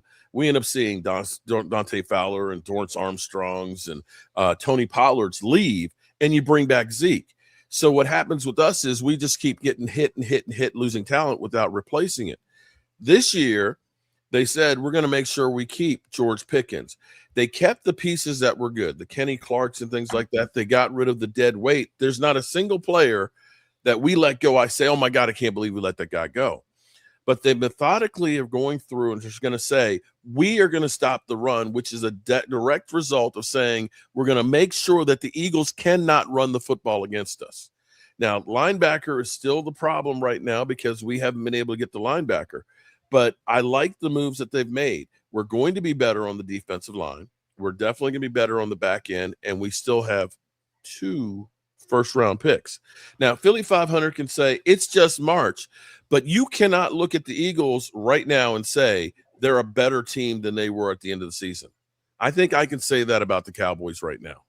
What about it, Philly? Do you think I you're a don't better have to team? say that right now. It's March. Yeah, it's March. Look, you don't field the team this week. I'm not saying that the Eagles have to. No, I can't say that they're better now. They've lost some players they've got to replace. But I don't have to. I don't have to be better right now. The week 1 isn't this week. Playoffs aren't this week. See, that's the problem with Dallas fans. They think the Super Bowl's in March. Why didn't you guys go after that guy from Cincinnati? What the hell was his name? The edge rusher. Trey Henderson. Trey Henderson. Who, Mark? Who was it? Who was the guy? Yeah, why did you go after him? Because they realize, you know what's interesting here? I can talk about Max Crosby. I can talk about TJ Watt. I can talk about Myles Garrett. You know, between those guys, they have 1 playoff win. 1 playoff win. It's not about one guy being a one-hit wonder. Seattle, their leading sacker was 7.5. They had 2 guys 7.5 sacks. D-Law had 6. They weren't a superstar anywhere. What they were is very little weak spots. and it's The guy from collectively about Cincinnati, a though. team. And that's been the Cowboys' problem, where we got 7, 8 really good guys, and then we got bumps. And you can't win a Super Bowl that way. Well, I'm gonna to Philly's side of this for me, and you tell me, Mark. You had a longer way to climb back into it. They have less holes to have to put the putty in. You know what I mean? I mean, I agree. You've got a lot more work to do. Spanky Prescott, he don't like less holes apparently. Whoa! How you doing there? You know what I'm saying? Okay. Hey, all right. Hey, what less holes?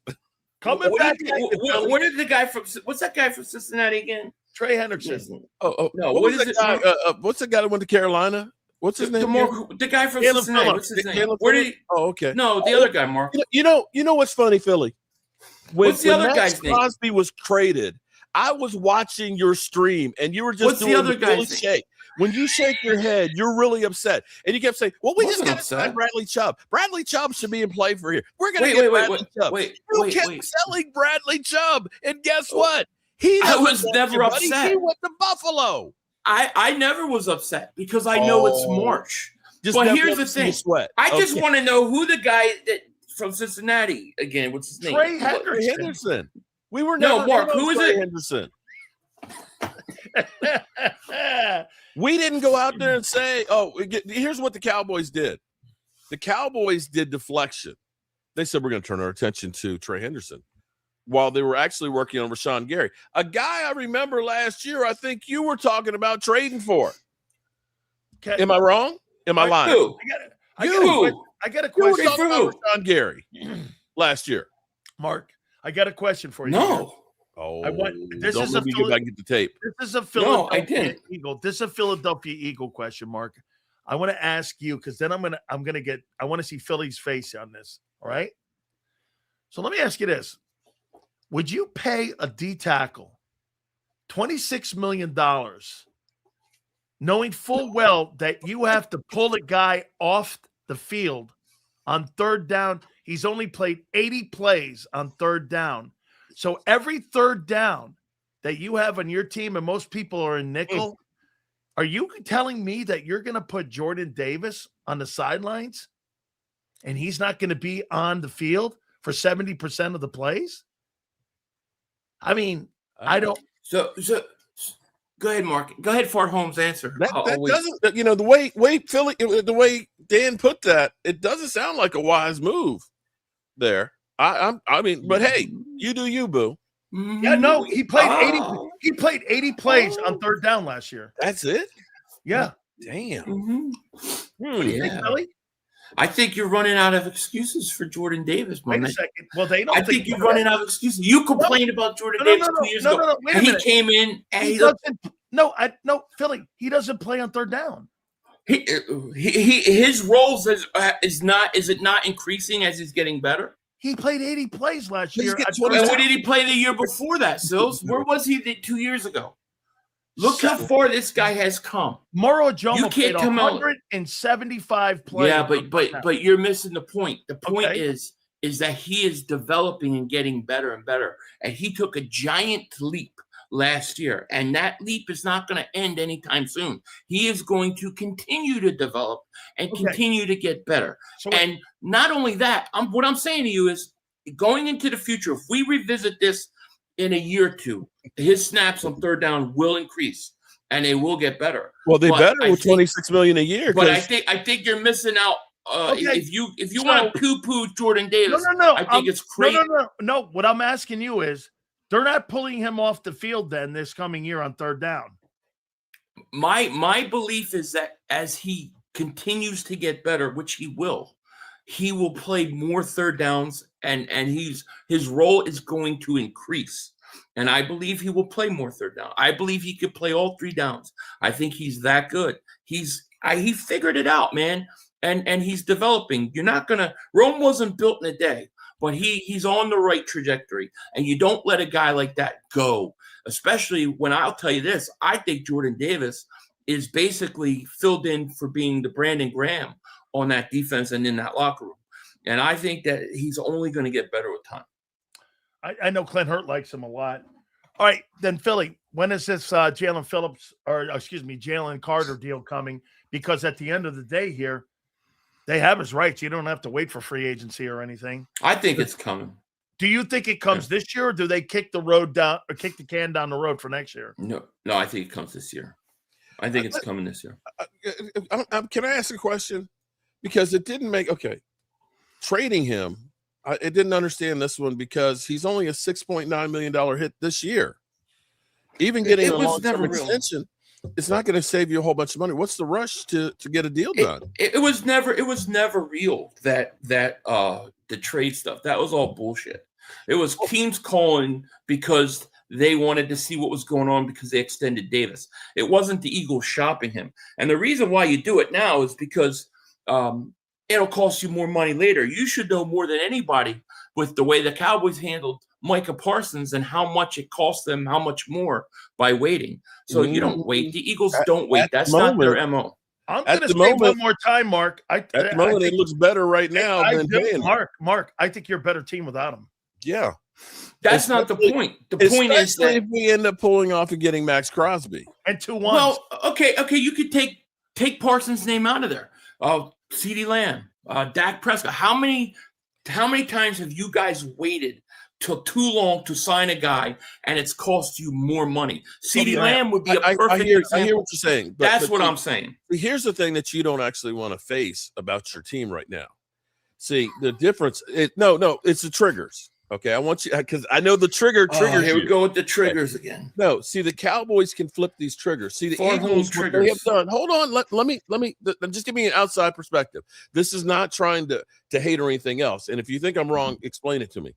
But what the Eagles do is when they sign a contract with the guy, they squeeze every bit of cap space they can right now and throw it down the road. You just do. The problem right now is you don't have much that you can squeeze on except for Jalen Hurts' contract. And I think you're not really sure about Jalen Hurts at the moment. You're kind of having this as a perfect season, and you don't have too many places to go, and you have to either sign new contracts with some of these guys or let guys go. And that's why you can't sign everybody right now that you want, like you have in the past. I cannot agree with you more here, Mark, and I'm going to bring this to Philly here. So look at what the Cowboys did. They restructured Dak's deal. You see what the Bills did? They restructured Josh Allen's deal. Did you see what they did? They restructured Lamar Jackson's deal to free up money. Hey, Philly, when are they going to go and give a new contract extension, or when are they going to do something with Hurts? They will not touch that contract for whatever reason. What was his cap number? You can free up $40 million if you redid for what? You're freeing up for what? Free agency? This free agency? No, class? Instead of letting all these players go, maybe you can, instead of using the excuse, hey, we can't sign everybody, maybe you can sign more people. Well, I mean, let's look at who they let go. One, you knew Nakobe Dean was going a year ago. We already knew as soon as they drafted Jahad Campbell, his days were numbered. Volume of players that are gone. But what I'm saying is if you've got players that you drafted that you think are going to take over for these guys, why spend money? I don't care if the Eagles had $200 million of cap space. I'm not giving Jalen Phillips $30 million a year. I told you last week I wouldn't go above 25. So it's a matter of when you need it and at the timing. I don't think the Eagles need to go out and spend crazy amount of money on some of the free agents that are out there. And the guys that they do want to sign to extensions, they've already got the means to do it. So what is Hurts, like $30 million against the cap this year, something like that? 40. It's not a lot. So why not wait until the right time to do it? And right now, it wasn't the right time. So if you want to talk about the way the Eagles handle contracts, there's nobody that eats more dead money, takes more upfront money, pays bigger bonus than the Eagles. I like the way that they run the cap, and I like that they're 3-4 steps ahead. We don't have holdouts. We don't have guys getting frustrated and sitting there on a medical bench because they're not getting paid. Our guys are taken care of, and I like the way that they run their front office. And what they're doing right now is they're preparing and they're getting the value off of a free agent class that wasn't good, and they're going to take care of the guys that they have to because they've drafted so well. And that's the truth. Mark, what do you think the Cowboys direction's going to be now in the draft? What do you think they do, or do you still think you're in, because your name is being mentioned also in that Grenard up in Minnesota deal? Mm-hmm. They've been definitely been talking. Okay, so you and the Eagles are in that deal there. Is everything going to be determined on what you do? And right now in free agency, before you go into the draft, and what your particular needs are, do you still think it's a linebacker? Right now, it has to be a linebacker, because that's where we've been swinging and missing. The linebacker market went through the roof. I mean, the fact that Demario Davis went back to the Jets for $22 million for 2 years is amazing, actually. At the moment, it has to be linebacker unless we end up making a trade for one. If we can get a linebacker in the mix right now, then you look at it and say you got to get a corner and the best player available on defense. That's where you can go. Offense, you look at it and say we're set. With them sticking with Terrence Steele and restructure him, they look and they say we had number one offense with the guys we have. We kept everybody from that offense. We kept that together. Now it's about getting a defense that's credible, and they're making moves to try and do that. 2 number 1 picks, 20 and 12 can probably go a long way, even though people say that this draft is not a great one, kind of like the free agency class, but we'll see. I'll tell you what Philly just said, maybe that $26 million is really not all that much here, because Minnesota just reached an agreement with former Eagle Javon Hargrave. And get this, it's 2 years, $23 million, including $13 million this year. And I think the guy's okay. Yeah. Like, I don't think he's great. This guy got $13 million to go up there. And I don't know about you, Philly, but I think he's okay. Like, he's nobody to write home about. I think he's a good pass rushing defensive tackle. He doesn't play the run that well. No. So I agree with you. Hey, Philly, what do you think, or still to be determined on what you're going to do in free agency? Where are you going in the draft right now? It's edge or O-line? Where are you leaning? O-line. I think this is where you make the transition with your salary cap. So instead of paying heavy offense, you begin to start pay heavy on your defense. And I think you need to bring in young talent within the offense for the next, so many years. But I really think you need to replenish that offensive line.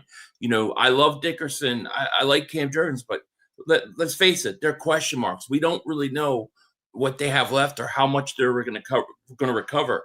So I would look at an offense. I'm telling you, not even just a tackle. Like, I'm totally okay with going for a guard or a guy that can play inside. But I think that's where I would like to go, or tight end, depending upon how the draft falls. Or are you interested in bringing Goddard back? Yeah, I would love to bring Goddard back. And matter of fact, I'm hoping the longer that he's out there on the market, the more chance that we have to bring him back. Is there more optimism? A couple more guys, because it's a big day today. First day of the new year. Woohoo! Happy New Year! Happy New Year right now. The NFL owns the front pages. So for you, Mark, I mean, is this one of the more optimistic? Because the last couple of years, I got to think, from 35,000 feet for me, man, I haven't really seen anything. I've seen a lot of backpedaling with the Cowboys the last 2 years. And I would think you would agree, Philly, that the last 2 years, they've been doing the backstroke, man. At least a little bit, you kind of see them going forward here, which, again, still got to play in September. Okay? It looks decent on paper right now. September has to go through here, but understand, we have literally seen the Joneses on vacation the first week of free agency, not even in Dallas in the past. I think you should hope that they go back on vacation. I look, I know I look happy and I'm giggly and people don't like it. The trolls are. I think it's because the Eagles lost 3 starters while you're happy. Yeah. 3 starters. I love it. And they seem to be missing out on players that they are targeting. That's the best part about it. That's where the best news for the Eagles has been this offseason is the fact that Nakobe Dean didn't sign with the Cowboys. That's the only thing then tell me, what is the best news?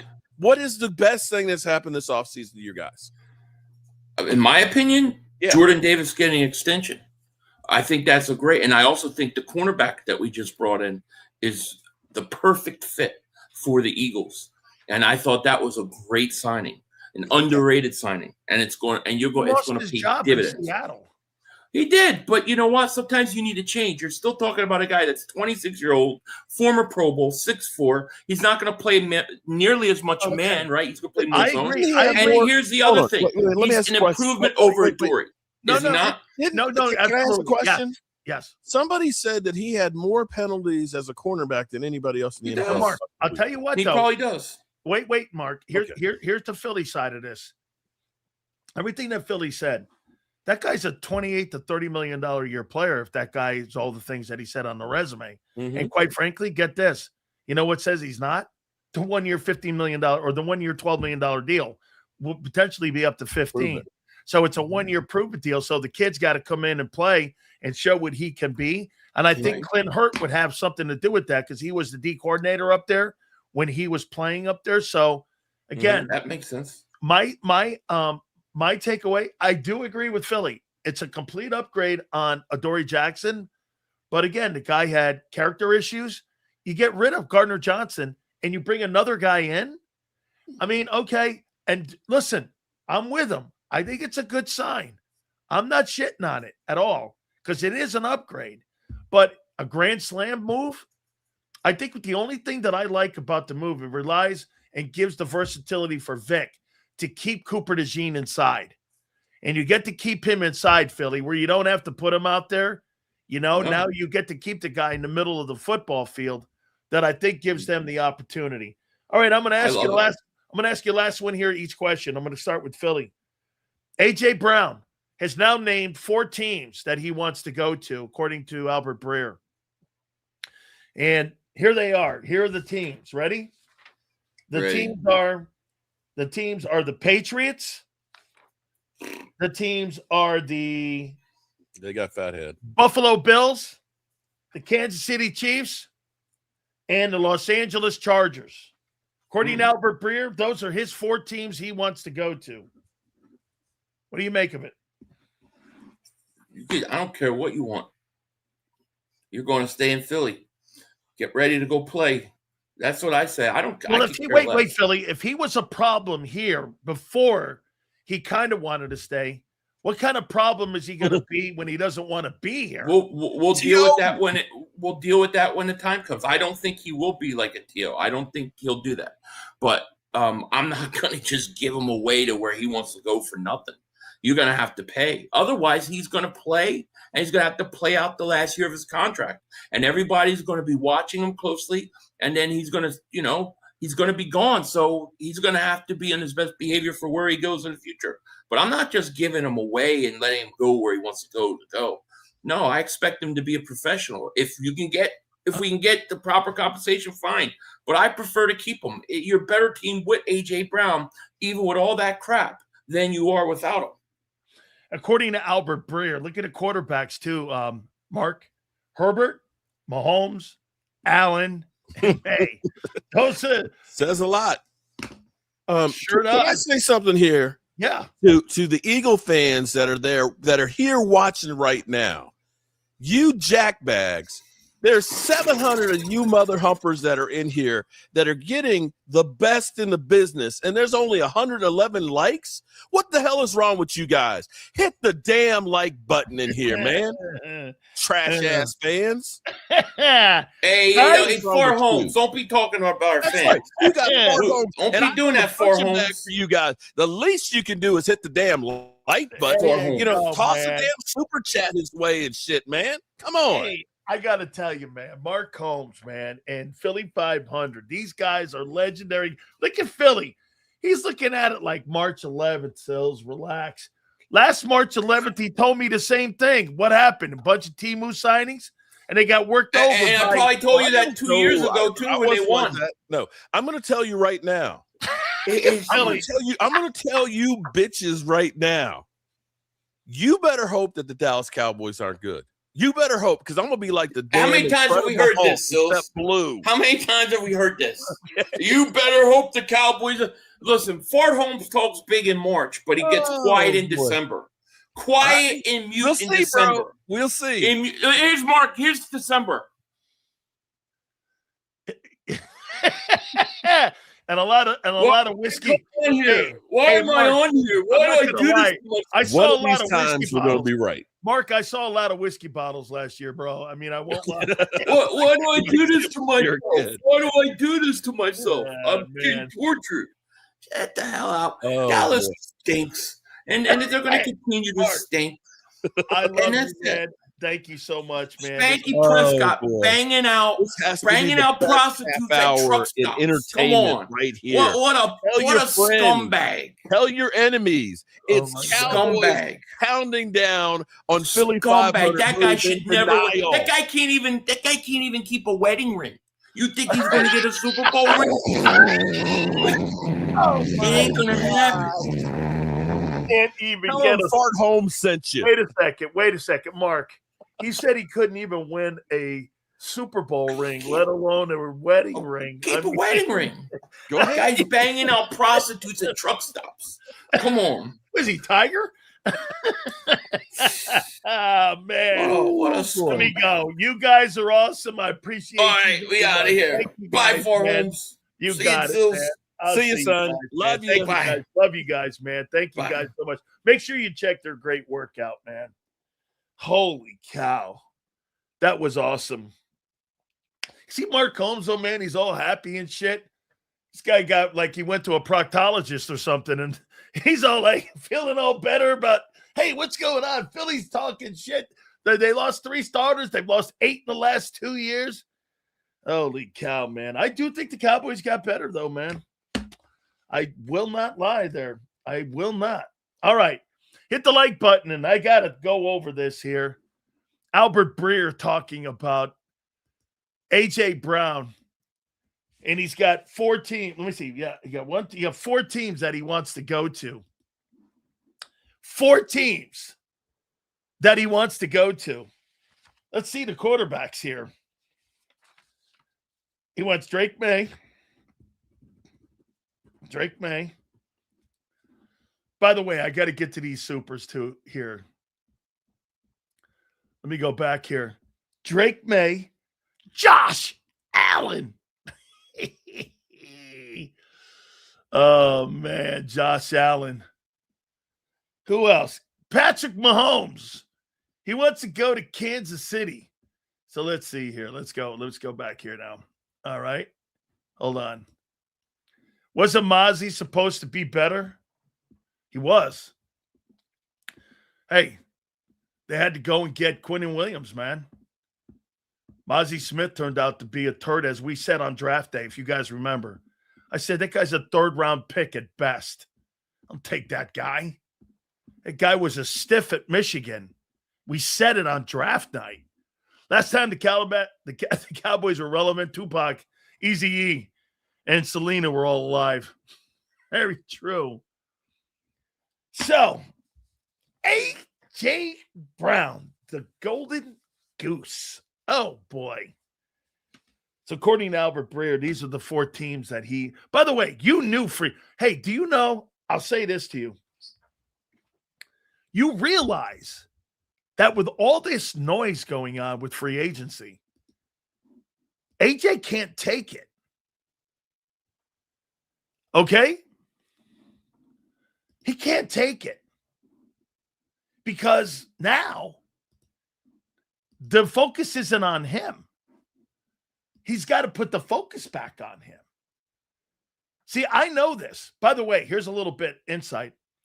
Dr. Chow, when he came on with us, Eric DeCosta said that after losing their starting center, Tyler Linderbaum, to the Raiders, they were interested in pairing together Trey Hendrickson and Max Crosby, but Crosby's medical exam put an end to that discussion.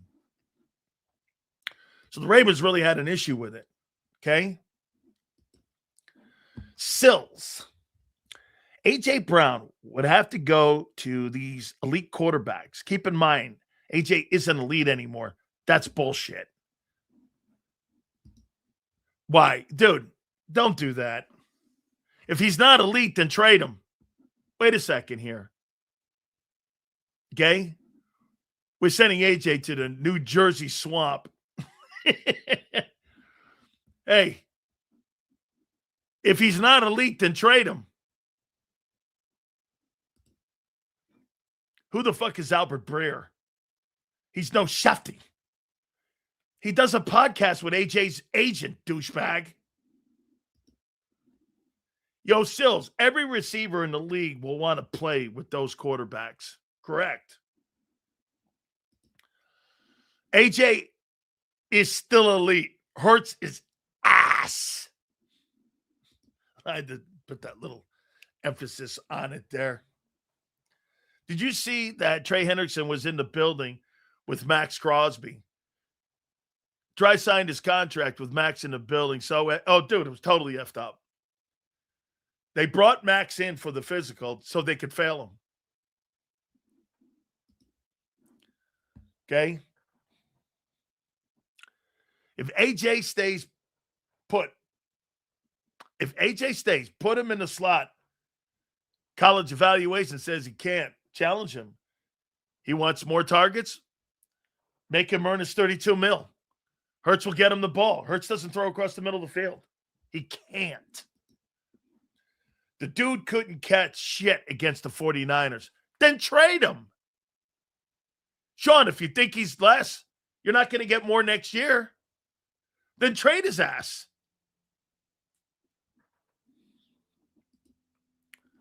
And they lied to us about the side we got who retired. Yeah, oh, absolutely. Jair Alexander. Yeah, make a trade. Jair Alexander, really a great player. I this and that. Guy gets here 2 weeks and says, I'm out. How you doing? Stills, how many people said AJ lost his step last year? I don't remember. AJ lost his step. AJ lost the step. With the 28th ranked offense in passing, or 25th. You're 25th and 28th in the last 2 years. Why is that? Both receivers are 2,000-yard receivers. How in the world are those guys 2 1,000-yard receivers on the same team and you have a shitty passing attack? Do you ever ask yourself that? You know those numbers that Xander Krause put up there for A.J. Brown? They meant dick at the end. You don't have a good passing game. You don't have a good passing game. You got 2 1,000-yard receivers and you don't have a good passing game? Explain that to me. How in God's name do you not have a good game at that position? 2 1,000. How many? Hey, by the way, Kyle, do me a favor. How many times have the Eagles had 1,000-yard receivers in the same year with AJ and Devontae? What is it now? 3 times? Twice? And every year they're ranked 28th. I love the Woolen. We might have the best 3 corners. That's ridiculous. Are you fucking crazy? He lost his job in Seattle. You got the 3 best corners in the league now? So you think that Woolen is better than Stingley or Surtain or any of them guys? Shit, dude. Yeah. Look, I think it's an upgrade. I think he's a good player. I do. And I think he's going to help you, but easy, guy. Here. Tariq Woolen was an elite cover cornerback in 25. Bro, he lost his job. He's making $12 million. Guys like that make a ton of money. What happened? Bradbury made more. Completely agree.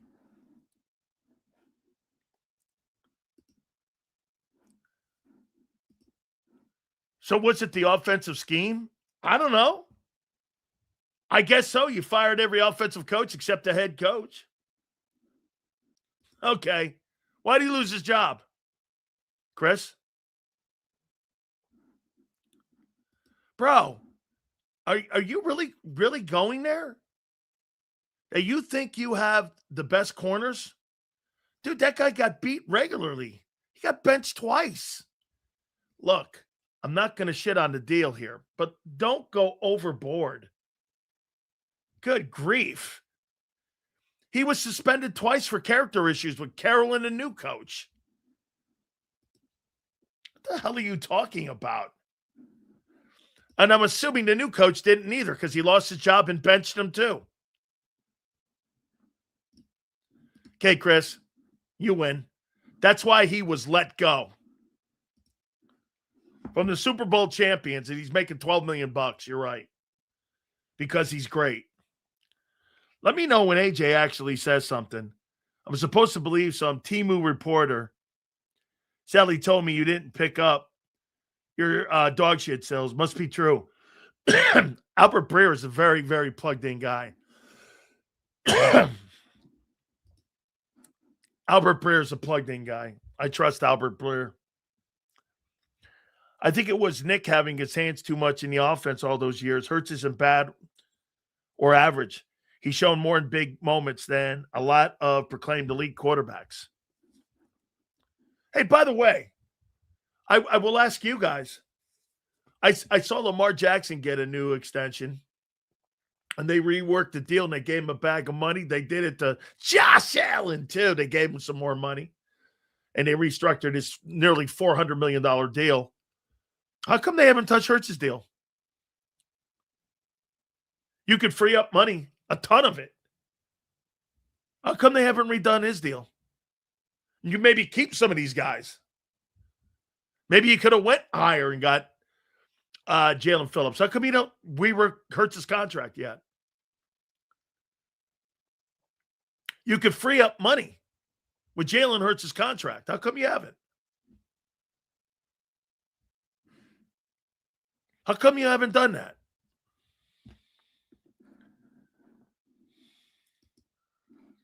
Woolen has all the traits. If he can keep his head out of his ass and perform, he could be an asset. I think so too.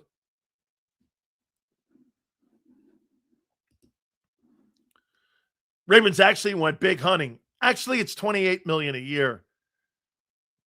Trey Hendrickson makes less money than Jalen Phillips annually. You know that?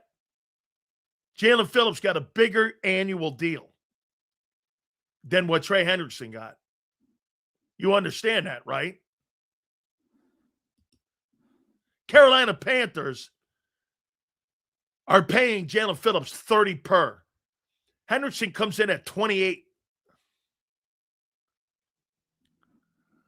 Those green-colored glasses are working for the Wooling side. Oh, of course they will. Completely way overpaid. Way overpaid. Dean is always hurt. Oh, now he's always hurt. Reed can't tackle, but he gets burnt, and Phillips got overpaid. Typical Eagle guy. Now they all suck. And two of those guys were on football teams that help you win a Super Bowl. Josh Allen is a crying little boy. My boy, the best quarterback in pro football, baby. And it ain't close. Seals, the Eagles not signing Josh Sweat last offseason looks worse and worse. Yeah. You could have had him for $19 million. You let him walk away. Shit, get this. The Milton Williams deal's starting to look good. $26 million? Some of these guys are getting big money. Can't sign everybody.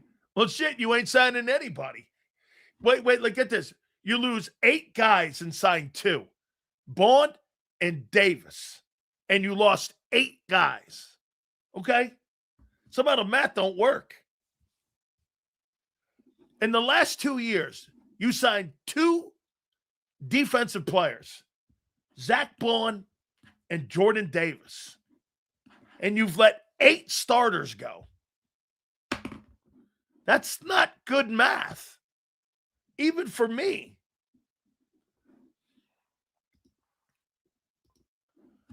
Don't talk shit on players that leave for the Eagles. You guys look stupid. We let them walk away. It's part of the game. Get over it. Good for them for getting paid. That's the attitude. Completely agree with Cosmo. Hey, man, thanks for your service. Thanks for making us a good football team. Thanks for making it happen. I completely agree with that take. Okay? Seals, you can't get angry for our free agents wanting to get paid. With that being said, the hell with the team. With the hell with them, though. Here's one thing, though, Big Mike. I don't care that you let Jalen Phillips go. I'm talking about the volume of players. I mean, the volume of players that have gone. It's not one or two. It's 8. Sills, thanks for Dr. Chow. He made it clear that the Ravens did nothing wrong. It's just a bad look and timing. Changed my opinion. I thought Goodell would axe the 72-hour negotiating period. No, they didn't do – it's just bad faith. And you're right. They didn't do anything wrong. I mean, I'll tell you this, what that'll make people do. That'll make teams kind of hedge on sending medical records. That would make me hedge my bet. I'm not going to agree to a deal then from now on, and all of a sudden you get a chance to walk back out of it. No way am I doing that, because you're putting me on the hook and you're putting my entire franchise on the hook.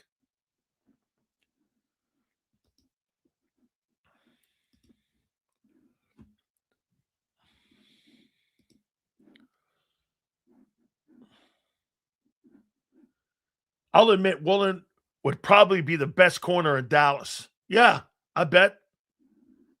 Yeah, when you got DeJean and Q, of course. Let's see this green-colored glasses take. The defense still played really well last year. The cuts we made are moot beyond that. And the cuts we made this season so far don't break anything. Who do you have replacing these guys? Who's your fucking edge room right now, guy? And you're hoping Jihad plays the way that Nakobe played. Okay.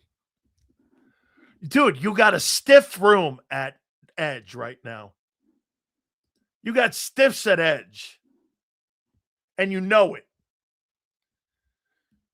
Tariq Woolen is like Jalen Carter at DB. Yeah, I don't think he's that good.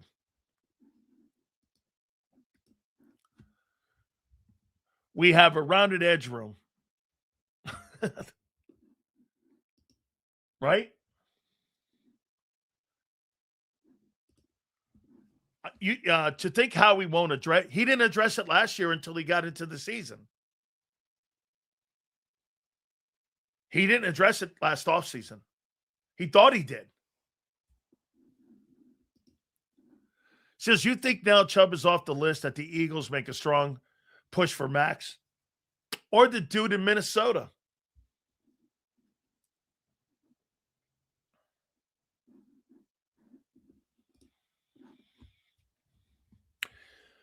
Sills, what side of the ball sucks? We have an overpriced offense that's intact and don't hold its weight. Twiz. I think that's what really stops them from being more stable on defense, is that overpriced offense. Bro, do you not agree with me, Twiz? If that defense doesn't, if that offense doesn't get their shit together, I'm firing everybody.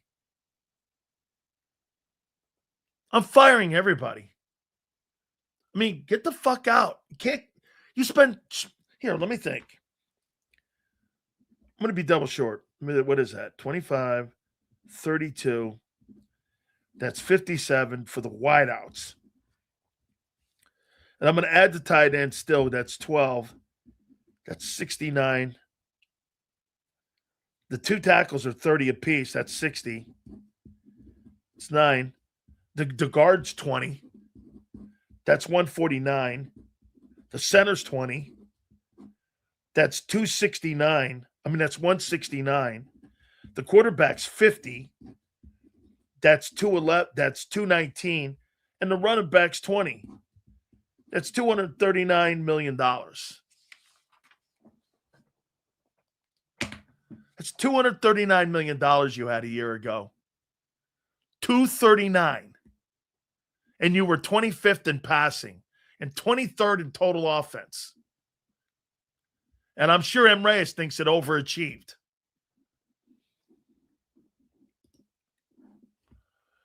Greg Cosell said that he spoke with the Eagles coach at the combine and said that they know they don't have difference makers at edge position. And that was probably even when Jalen Phillips was still on the team.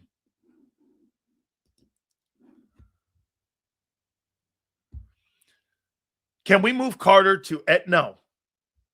I'm not moving a guy who's dominant at a position because of a need. That's the general manager's responsibility to do that. Moving guys and putting them out of position. $239 million for that trash offense. It's completely pathetic. And get this too, Mike, they made basically no moves over there. They got rid of Jahan Dotson. Like a non-needle mover. And you're bringing that you're running it back with that offense. Boy, you better pray. Dr. Chow said those guys' procedures in Columbia most likely did nothing, except that, get this, they let everyone believe that they went down there to have their backs looked at, when basically they probably didn't do really anything. They kind of sold you a bill of goods.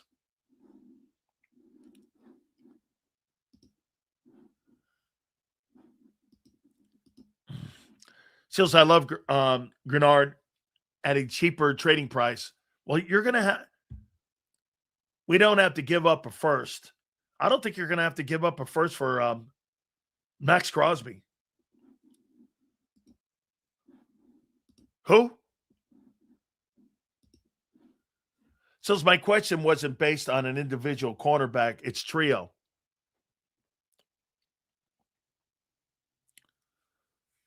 Let's see what they do. Before you start giving and calling him the greatest here in March, let's get him on the field. Guys told me Keely Ringo was going to be all pro. Let's see what the kid does. Let's see if the kid has a bounce back.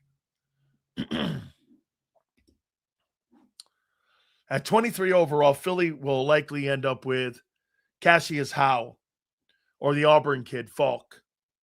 I'm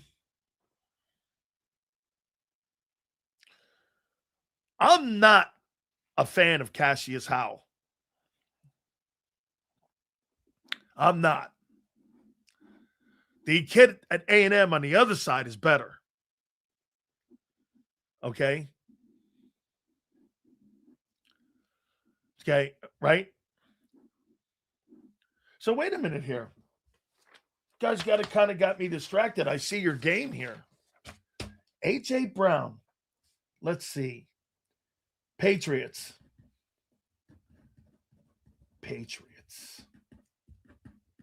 Bills. Chiefs. LA Chargers. Herbert. Mahomes. Allen. And Drake May. Super Bowl QB. Where would AJ be a better fit? Messidor, I like him. I know that's your boy. Let's see. AJ's preferred spot in a trade. Those 4 teams, he has a preference for because he wants to play with high-end quarterbacks and high-volume quarterbacks, not with the offense that he's in now. He totally wants out.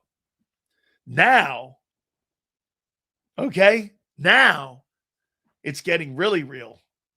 First, he talked shit last week on Jalen. Now he's talking about what teams he wants to go to. This is 2 weeks in a row now because the agent and Albert Breer do a podcast together. So you tell me, the next week is he's going to demand a trade. Hey, just imagine this. This guy was an asshole when he wasn't demanding to be traded. How about how you think he's going to act when he's told he has to stay here and he doesn't want to stay here? How'd that go? Oh, my God. Complete implosion on the horizon. We're making it up. Yeah, that's what he does. You better pray he is. And I don't think he is. That's what Albert Breer does. Albert Breer is one of the most respected guys that covers the NFL. Breer, it's Schefter, it's Ian Rappaport, it's the other guy on Fox, Jay Glazer. There's another guy too, Peter, what's his name? He also, Peter Schrader, he's another guy that's in there too. Diana Rossini.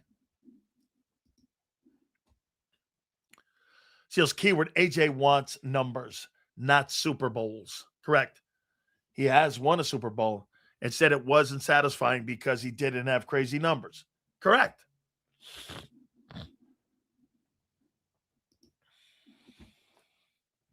I'm sorry, I'm just not in the room of making AJ happy. Ship his ass to Jacksonville for the kid Thomas and picks. Why would we reward that shit? I'm with you. Marshall, I'd send his ass back to Tennessee. I'll send his ass to Cleveland. I'll send him to a team that I know is going to finish in the toilet like the Jets. I'm with you. I'm talking about making the Eagles better, not making his life better. I don't give a shit. Where would I send him? Honestly, Jets, Titans, Raiders, Browns, Cardinals. Pick the shittiest teams in football where I could get the most back. And those picks will be high in every round. Sending them to, look at this. Send them to the Chargers. They made the playoffs. Send them to the Chiefs. They made the playoffs. Or they didn't, actually. But they're going to this year. Send them to the Bills. Yeah, all right. Send them to the Patriots. They were in the Super Bowl. Come on, man. I'm sending that guy to the toilets of the NFL.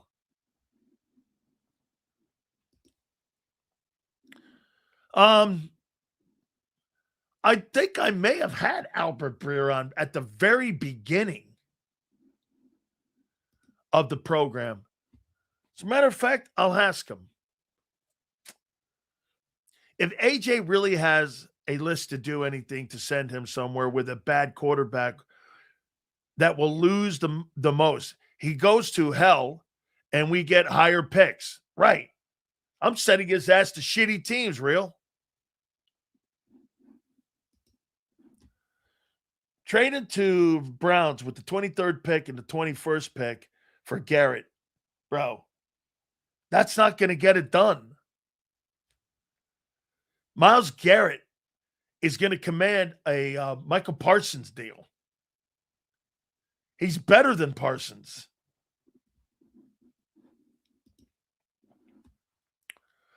Seals, let me ask you this.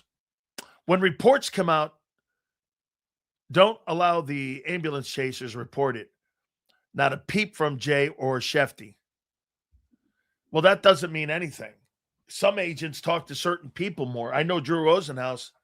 He talks to, let me see. That's a guy that he talks and has a great relationship with. Let me see here. Who's the guy that Rosenhaus likes? I think it's Ian Rappaport. Oh, no, it's the other guy, Daniel Jeremiah. He really likes Daniel Jeremiah because Jeremiah covered the Dolphins, and they built a relationship up, and he worked for the Miami Herald at one time. So there was a relationship with Daniel Jeremiah. I think you guys know who he is. He has a pretty good relationship with him. Jay Glazer has a great relationship with the Giants, the Niners, really great with John Lynch. Everybody has their own preference.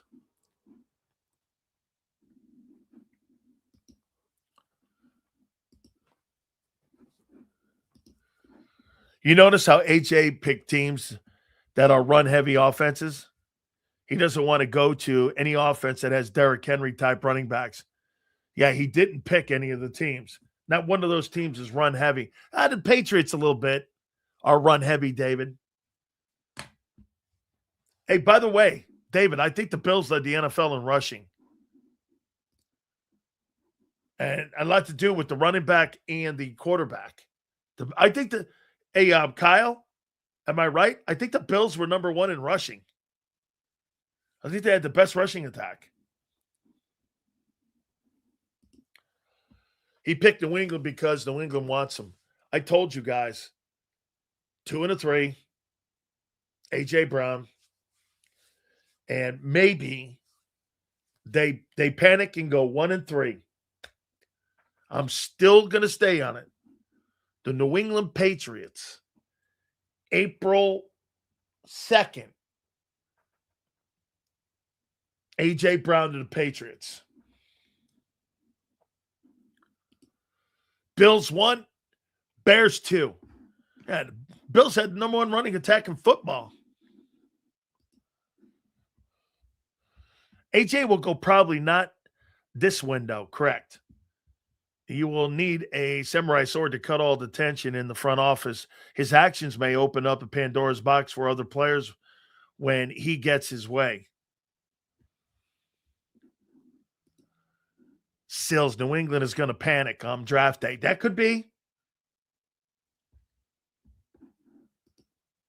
Price went up for AJ after Crosby's BS. Why? I'd rather sit him on the bench than give him to New England. So you want to sit a $32 million a year guy on the bench and hurt your offense just to what? Make a point? What do you think? This is high school? Where you could just sit guys? Dude.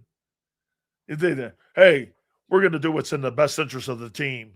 And we're going to sit the guy. This is pro football. You don't sit fucking guys when you pay him $32 million.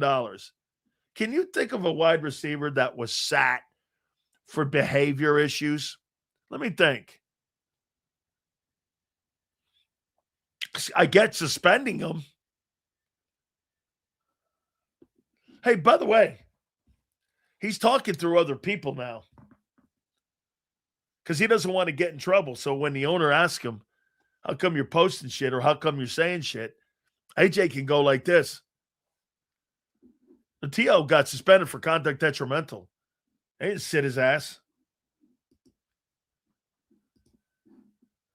Patriots would be a lot better with him, but they don't need him. I think they do need him.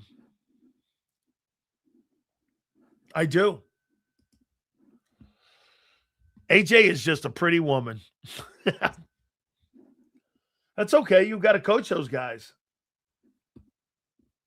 Dude, last week, he said he wanted a quarterback that could get him the football. Now, he's saying teams.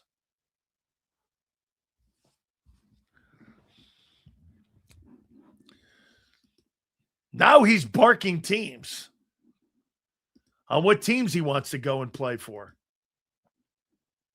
I mean, yeah. I mean, now he's barking about the type of teams that he wants to play for, right? I mean, this is getting better. I knew you'd get here.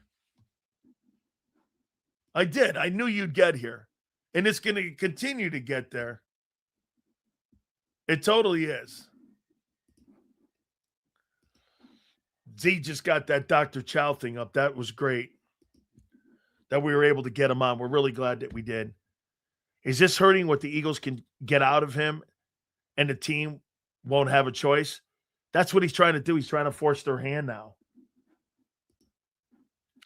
Listen, Max Crosby in an A.J. Brown deal with Nolan Smith involved. A.J. Brown, Nolan Smith. For Max Crosby in a Raider 3. Or a Raider 4. Raider 3. Put Nolan in it. Nolan and AJ, and you get Crosby in a 3. Would you do it?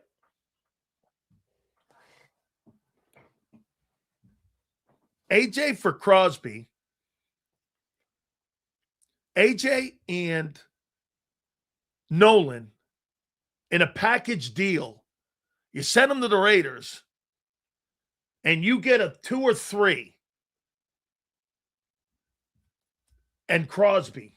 Would you do that? Then you get out from having to pay to Nolan Smith $15 million, $14 million deal May 1.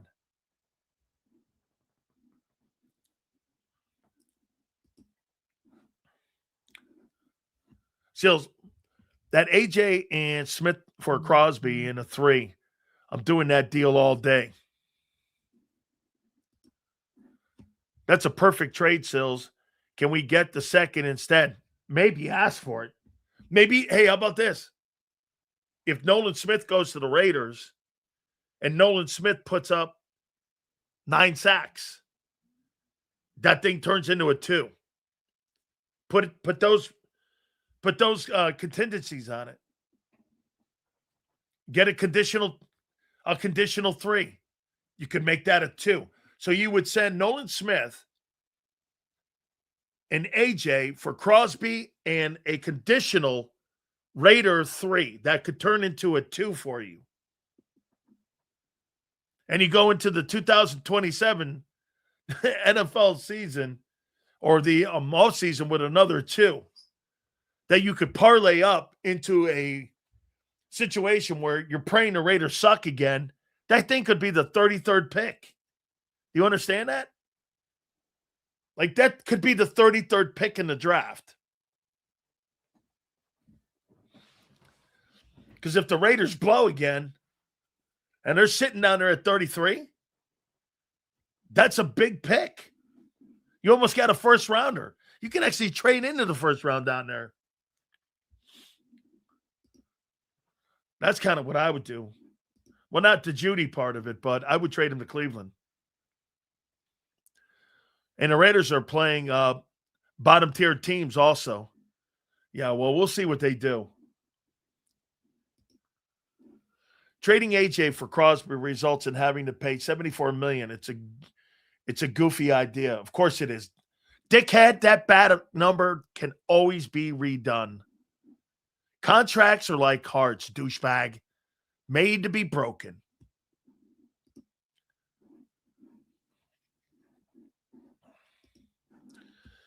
Yep, Howie isn't a dummy, Sills. He's going to win this AJ trade. I don't know about winning it. Okay, I don't know about that. But, Sills, if Hurts has a better year passing, spreading the ball around after they trade AJ, would you say the Eagles won that more even if they don't win the division? Hurts throws for 30. Yeah, I'd be totally cool with that. I would. Get this. That's not what I'm saying, douchebag. I'm saying getting 2 good players, and I'm talking about both teams have to eat cap. You're going to have to eat cap no matter what. And because of the Crosby deal, you can do both after June 1, asshole. You go and you make the deal for June 1. After June 1, AJ's number is $14 million. Same with Crosby. It lowers the number after June 1. Are you dumb? Yes. Sit down in the corner, kid, and do me a favor, okay? Let the big boys sit at the big table. Sit at the little sippy cup table. Okay? If Jalen Hurts improves,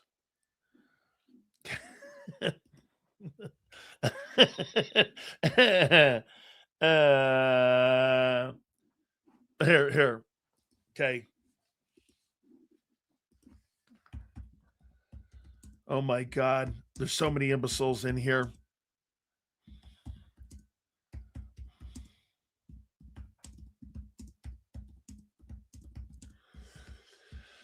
Oh my God. Okay. Trading AJ after June 1st. The results, and it's 16, not 14. Okay. It's 2 million more. Excuse me. It's 16 million instead of the 40 million that this douche baggy said. Okay. I'll just AJ Brown trading after June 1st, 26 is more financially viable option for the Eagles, resulting in a 16.4 cap hit, potentially saving $7 million on their active cap. Trading him before June is a $43 million cap. Kid, go sit at the fucking little kiddie table. Douchey baggy.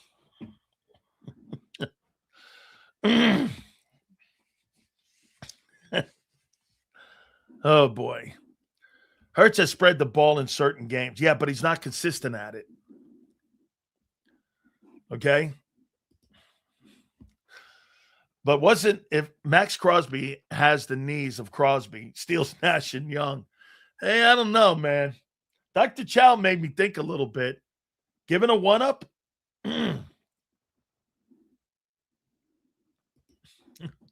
Big Sil's giving college lectures on how to influence enemies and win friends. Thank you. You're starting to understand, I think, there, my friend. Very good. Takes people a little bit to digest and understand. A la 4x4 douchebag. Says, how far do you think Bane drops? He's not going to drop, dude. That guy's staying in the top 10. He ain't dropping anywhere.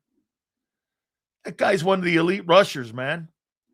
Guy, what did I just fucking read to you, man? Bro, give me a break. Kid, you don't know what you're talking about. Will there be any receivers to get post June 1 after trading AJ? Or would Crosby be the priority post June? What would you want? I'd go in the draft. Chow made it seem like you might get a year or two out of Crosby. If Crosby got you to the Super Bowl and you won the Super Bowl, according to Howie, he was cool giving the 3-up just to get to the playoffs. Okay? You have to trade AJ. The writing is on the wall. Get him out. Get out from him while you can. And while you could still get the number and while you could still get an opportunity for you to get some value. Next year, you're not getting any value. I want Bane on the Eagles. Let me see where some people have him right now. Let me go to my. Oh, by the way, I got to read Bledsoe tomorrow. I'll read Bledsoe to you guys. I got it. And I forgot because of all the news that's going on. So let me see here. Okay. Let me see where Bledsoe's got Bane. I disagree. The best edge rusher right now is the tech kid, David Bailey. That's what they're saying. Man, Jeremiah Love fourth. They've got my boy Francis Magala at number 3. That Arvell Reese kid's going to go high. This is Bledsoe. Styles is 9th. Caleb Downs is 10th.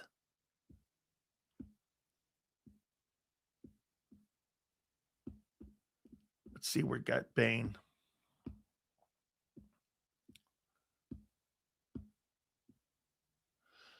They got Bane at number 8 going to New Orleans. So I don't think he's going to get out of the top 10. I just don't. Say it with me, Eagle fans. It's Temu shopping season for players. It's Temu shopping. Not this guy again. Bro, no interest in talking to you the rest of the day. Have a good one. Sills, if we get Crosby or Gennard and still keep AJ, how do we look as a team? If we get Crosby and Grenard, and you've got those two, and you signed a kid, Woolen move makes even more sense then.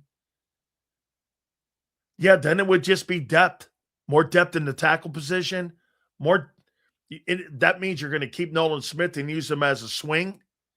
Let's see. Probably need more help in the offensive line. So if you got Grenard and Crosby, you're automatically going to sign an offensive tackle. You're totally going to sign an offensive tackle. Thank you, guys. Appreciate it. By the way, people missed what I said, obviously, about the Raiders. It's not so much that the deals will get null and void. It's that now the Raiders have to move money around. Okay? Jared just learned about free agency. He's trying to get better. Let's see here. Anything with Schefter here? Nothing new today. Most of those deals got the only like real big time news was Trey Henderson today signing. That was really like the only one. That was big time news. All right, let me pay some bills here. Number one injury law firm in all of America for a reason. It is our friends at Morgan & Morgan. Without a doubt, with over $30 billion recovered, Morgan & Morgan is the number one injury law firm. It is family owned and family run. Hey, the family in Pennsylvania got $650K. They ended up getting nearly $30 million in a settlement. Family in Florida got $350K. They ended up getting nearly $12 million in settlement. This is what Morgan & Morgan does. If you've ever been injured on the job, do me a favor. Go to forthepeople.com/big sales or pound law 529. That's forthepeople.com/big sales or pound law 529. And do me a favor. You tell them Big Sales sent you. There's a reason Detective Johnson is the gossip king. Oh, did you hear? Jackie and Tom are getting a divorce? Sad. Well, I heard that Ashley Had work done on her face? Yeah, oof. Just like there's a reason Morgan & Morgan is America's largest injury law firm. Injured? With over $25 billion recovered for our clients, there's a reason to go big. Bathroom? Okay. Morgan & Morgan, America's largest injury law firm. Oh, okay. Ignite your nights with free live entertainment daily, only at Live Casino and Hotel Philadelphia's Center Bar. 7 days a week, enjoy some of the region's top party bands, performers, and DJs as they take the stage in the heart of the casino action. Great cocktails, live music, and lively moments. It's all happening at Center Bar at Live Casino and Hotel Philadelphia. Visit livecasinophilly.com for more details and the complete list of upcoming events. Must be 21 or older. Gambling problem? Call 1-800-GAMBLER. This is Eric. When he got injured in a car accident, he called Morgan & Morgan. He not only gets a lawyer, he gets trial lawyers like Sam and Jessica who are in it to win it. He gets his own investigators with briefcases, leather ones. And if you ever have questions, our customer service folks keep things rolling. Injured? We're your army. Morgan & Morgan, America's largest injury law firm. Welcome to the Jet Setters and the High Rollers, to the Shot Takers and the Tastemakers. Welcome to the Viewfinders, the Thrill Seekers, and the Night Owls. Welcome to everything you could possibly want on one 5-mile island. Welcome to the Wildwoods. Book your stay today. In our hometown, we all look out for each other. We go the extra mile to lend a helping hand. Thank you. We step up to keep our communities going strong. And at Independence Blue Cross, we're here to keep you going strong. We've been deeply rooted in our communities for more than 85 years. And that connection to members has earned us our spot as the #1 health insurer in the region. So while you look out for your neighbors, know IBX is always looking out for you.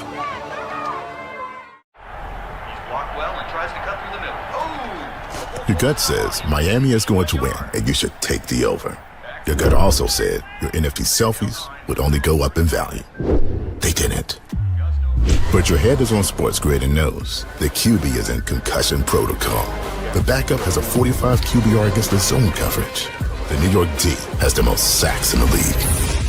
So yeah, trust your head. It's smarter to be on Sports Grid. EAGLES. Eagles.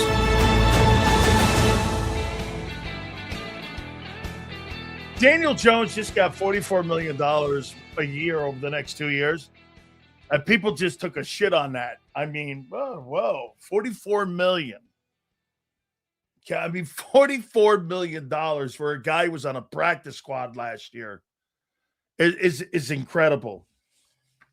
Yet to find out what happens with the fate of Dallas Goedert yet. What happens with Max Crosby? Oh, the drama builds. 2 to 6 tomorrow. Thank you. Please hit the like button on the way out, and we'll see you on the flip side.